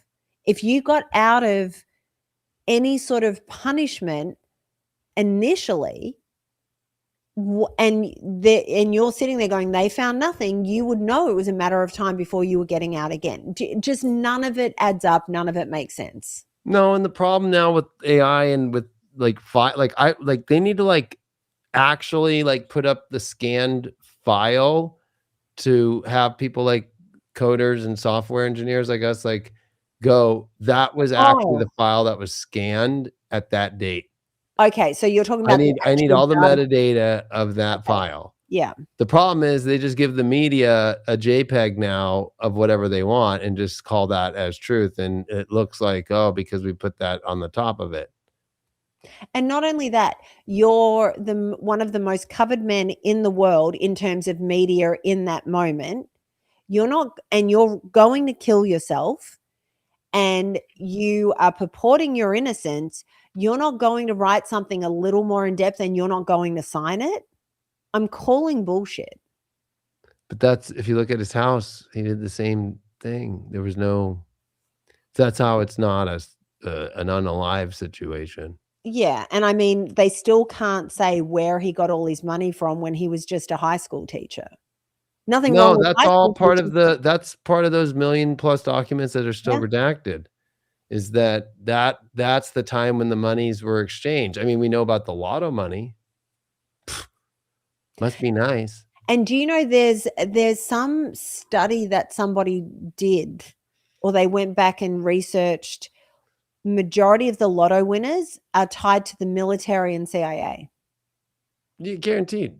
So there is a belief that it's a way to launder money. Yeah.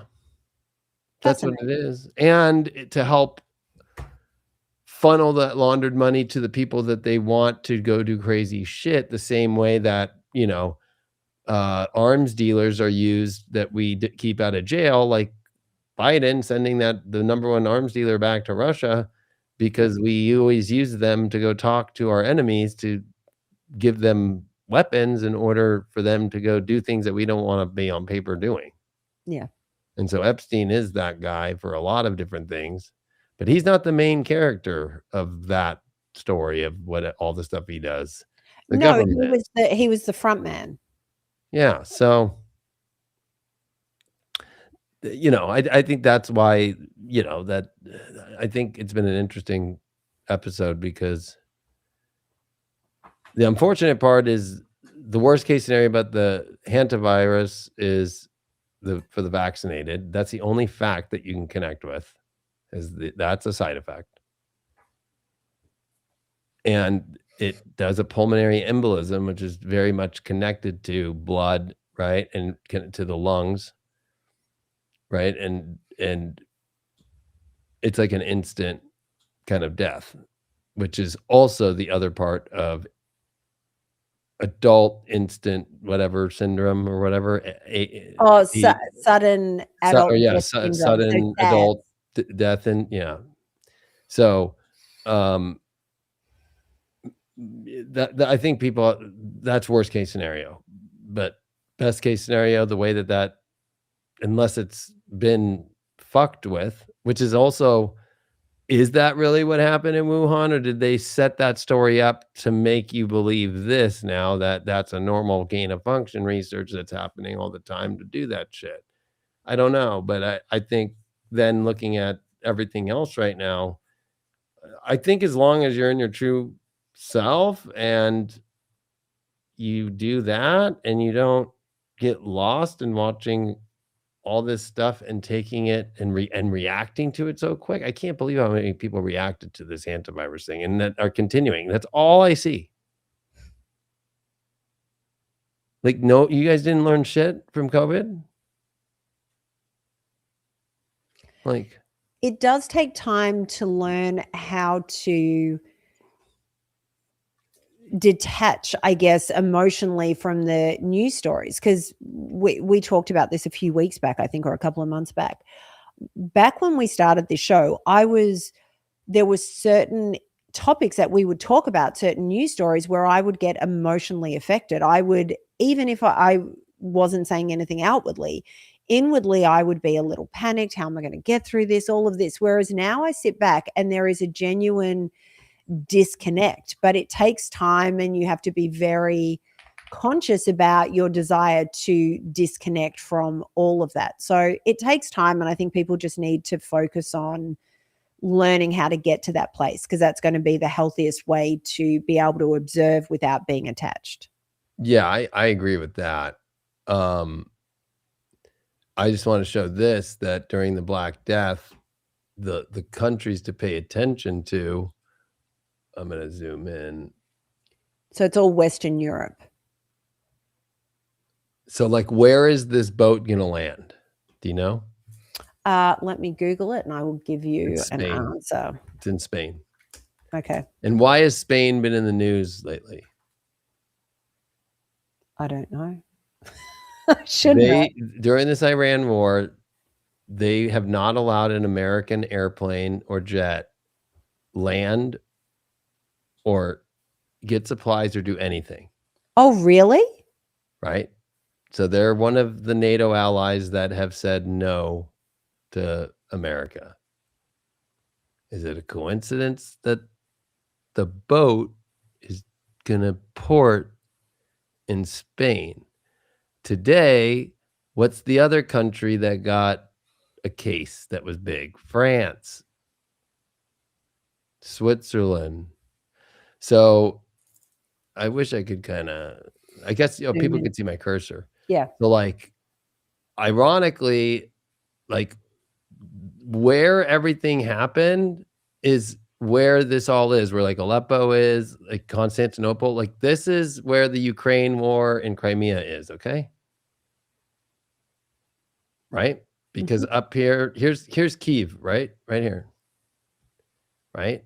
And so up, I guess, right in here, there was like a lot of this, and then coming back into here, and then towards Baghdad.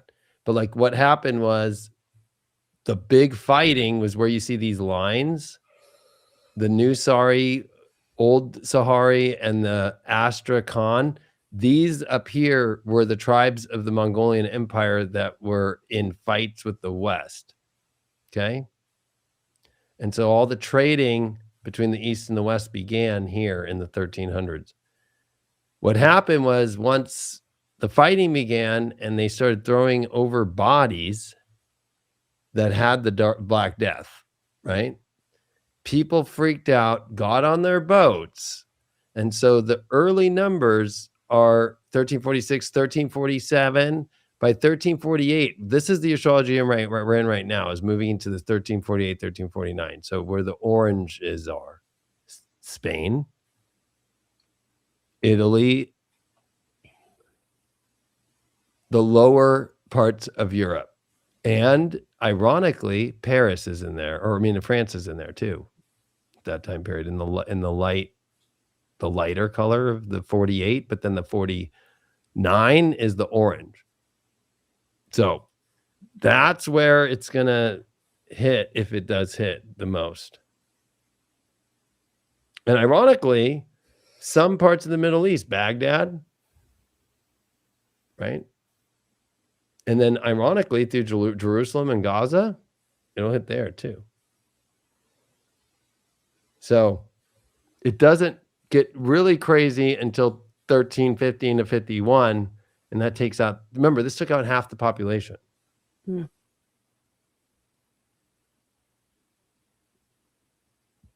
And this is the same fucking astrology. This is why I've been saying this for so long. I did say it. This is my prediction this year. And actually people have been nice and backing me up because I haven't even put anything out until this moment to talk about it. But I did say like, well, this is the year that the Black Plague. Right? So the only thing that could save us is these outer planets all coming into alignment. And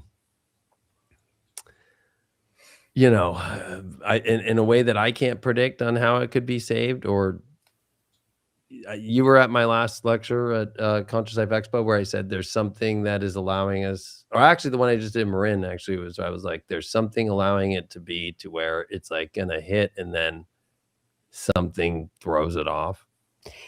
Is it possible that part of what throws it off, because there is an awakening going on globally, right? There are people that are waking up to the reality of the world, the reality of the matrix. There is a spiritual evolution that's happening, and at times people feel like it's moving quite quickly. Other times people feel that it's moving too slowly. But is it possible that that evolution that's taking place in the background is part of what changes the game for this? Because as we wake up, as we all come together, we become stronger. Well, because as that's happening, people are falling for propaganda less and less. They're paying attention to what's going on there. Obviously, you disagree with that statement, but I do, just because look at how people are reacting right now. Like every Instagram feed, every person, everybody, that's all they're worried about. It's very troubling to me to see that after, and there's only one other person on the planet that I can relate to on this, and it's you. After for 5 years, you and I every week on High Vibe, carrying the load for the collective and telling people, do not fall for this bullshit. Do not fucking fall for this shit. For 5 years straight, right? And then to get to this point and people bug out is very like depressing. And it also is like where did the Black Plague start? In Mongolia, the Golden Horde, right? All this area. Guess what this is all connected to? Kabul, right? So that's like, right? But like all of it is right by where the Iranian war is happening. So did it really start in the Andes or in Argentina and be on that boat? Like those are my bigger questions, right? And it started with a flea that then went to the rats. And now we've been talking about ticks. Ugh. Here's the one thing I'll say. Our feeds on social media must be very different, because the only stories that I'm seeing on hantavirus, I haven't seen one in panic. What I'm seeing is the news outlets that I follow, them talking about it. So I've paid attention to that because I want to see how it's being reported. And I've seen people posting about the inconsistencies of it. So for me, my news feed is looking very different to yours. Well, it's not mine. It's just people I follow that are just all posting their stories. Like I'm freaking out. Like what is like it's just people that are posting it and I'm freaked out by this. Okay. So I haven't seen. And that's like the exact same thing. Like I could probably say that like 70% of them saying like, I'm freaked out by this. Fair enough. Yet they weren't freaked out about trying to be Dr. Schnabel and wear a mask and wear protective PPE gear and do it all over again and think that was going to work when actually they were the ones spreading it, right? It was the Dr. Schnaubels. It was the plague doctors that went around to people's houses with masks on that were doing this shit, weird shit, that are the spreaders of it, right? So the plagues were caused by the people who tell you that they know the cure. It's been so long since we talked about Dr. Schnabel. I know, but you know what? It's sad is right now, I guarantee you people are on the internet going like, wait, what is he saying? Like people didn't want to listen back then. They just didn't. And we also couldn't have had this conversation on YouTube back then. No, right? Like they don't want that. So, the other thing is like we really don't know yet, because to me, when I think about the fleas, it was a genetic issue that the fleas were not they were ingesting as much blood as they can, and there was some genetic issue that happened to where the flea thought it was empty and would blow up. Like it would just drink so much blood, it would blow up, and it couldn't ingest the blood. So what happened was that it was hitting so many people that normally, or so many rats that it normally wouldn't, and then carrying any of the shit that was on the rats to a human and then biting the human. So the rats weren't the ones. It was the fleas of the rats. And the fleas having a genetic issue back in the 1340s, right? To where they were full. So the flea infected with the inertia pestis, known as dark mass, the foregut of this flea is blocked by a Y pestis. That's if you see Y pestis, that bacteria, that's the Black Death, which is a prerequisite for efficient transmission. But like, do you see all the blood being still in there and it's not red anymore and it's black and it's not leaving the body? And there was a genetic mutation. So using this, it's some weird genetic mutation. And this to me reminds me of the vaccinated. Because that's what it is. It's a gene therapy.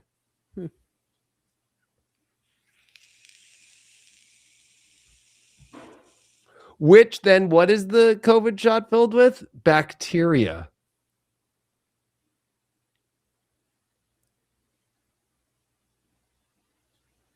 That's all I gotta say.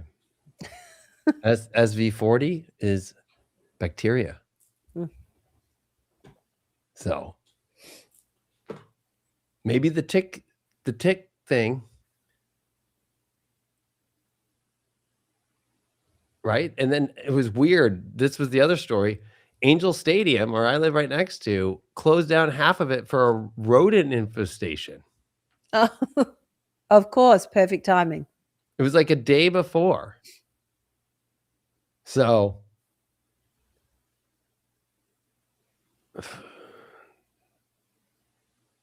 and it's always when the Middle East and the West fight, and Ukraine and Russia is the center of where it starts. And that's during COVID, the war that started. And that's where it began, was in Crimea, which is being fought over right now.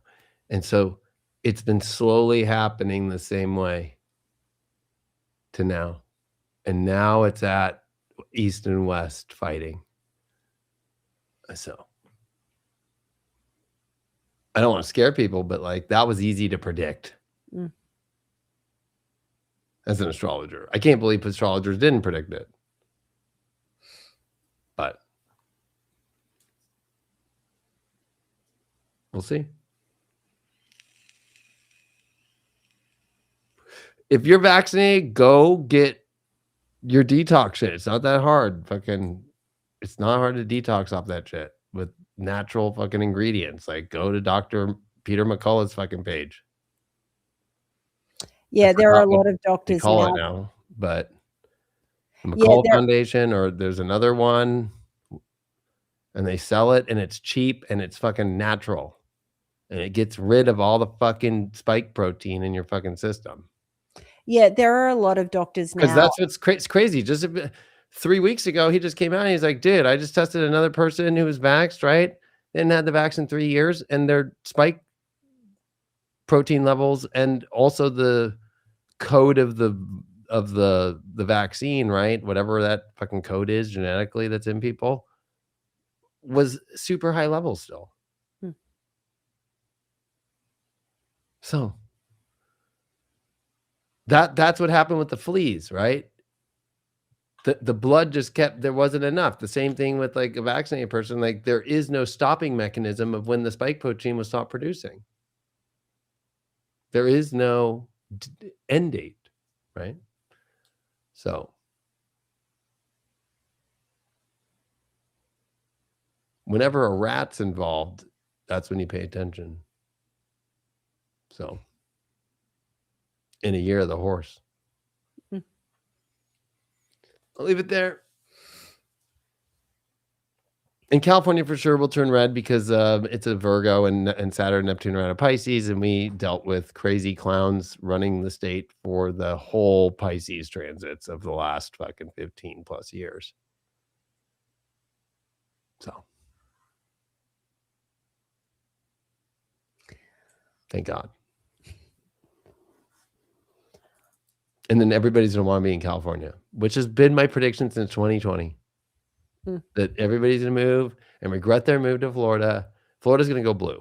Texas is going to go half blue, mainly blue.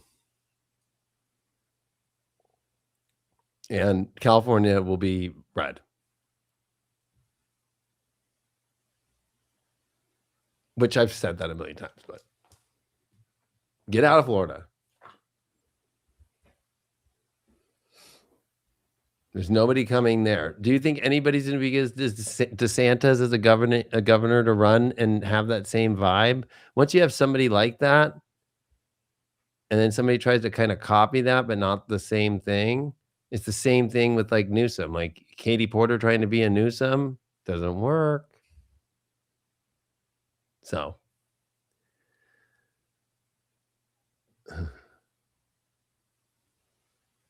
And man, I know we got to go, but this story was crazy. Was that in Florida right now, because they're going to try that one governor that's going to try and run, he's trying to do that OnlyFans tax, right? 50%, even though he's not at the top of the ticket. The irony, though, is all these landlords are coming out and saying all these OnlyFans girls, because the hub of OnlyFans is in Florida, that they're all not making their rents. And in the last 2 months, they're not. The number one, like they automatically know when they're like, oh, this property's not paying. Now it's just assumed they're an OnlyFans creator. Huh. Strip clubs, right, are empty when the strippers start saying there's no customers. The economy is really bad. Yeah. And the only ones that came in were guys going to the Middle East for the war. And trust me, I was in the Navy. We talked to all the strippers, and there is whatever we're talking, whatever we're going through, we're going to tell, because we don't have anybody else. We're surrounded by dudes all day, fucking amped up to go fucking into war. And so the number one defaulter during the recession was strippers who had 3 homes in 2008, right? That was the beginning. Even they show in the movie, right? Like, what's his name? Steve Carell, when he's like in the strip club, and then she's like, yeah, I've got 3 mortgages, and and he's like, oh fuck, this is gonna be bad. That's what's happening right now. So the strippers are out of money. The OnlyFans girls are the number one person being evicted. Then a bunch of guys who like work in OnlyFans all said the only way the girls that make the top 1% fuck all the people at the top of the OnlyFans architecture, right? That's why it's like the girl's like a 6, and you're like, how is this girl fucking making $100 million a year? So like that idea of taxing isn't going to work for OnlyFans creators because there's only a couple of them and they fuck, and then all the other ones they're not making money anymore. That was like a pandemic like thing too. Or creators, right, aren't making as much money either. Well, the whole influencer culture is dying. People just Yes. don't care.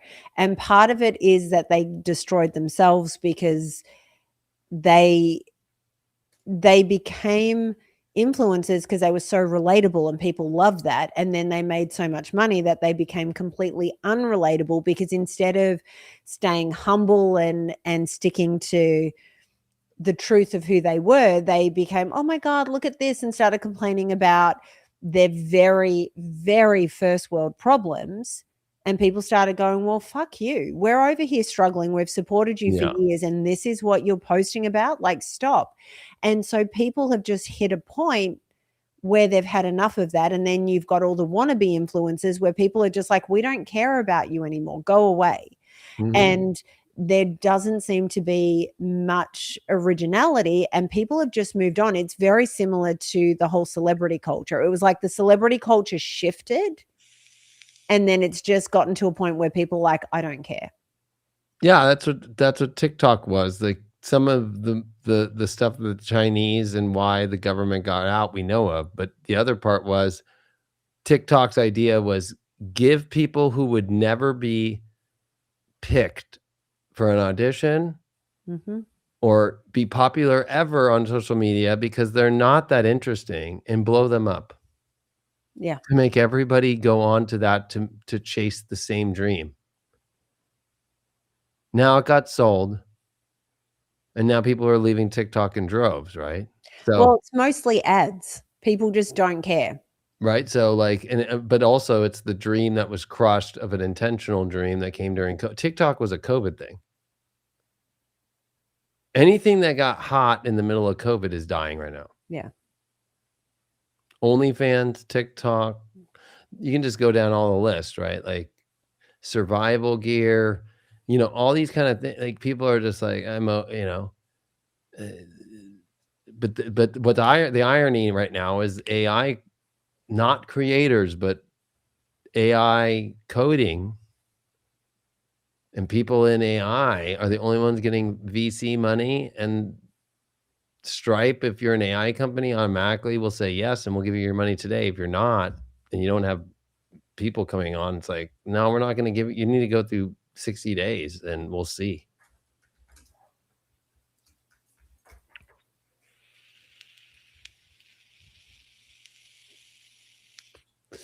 All right.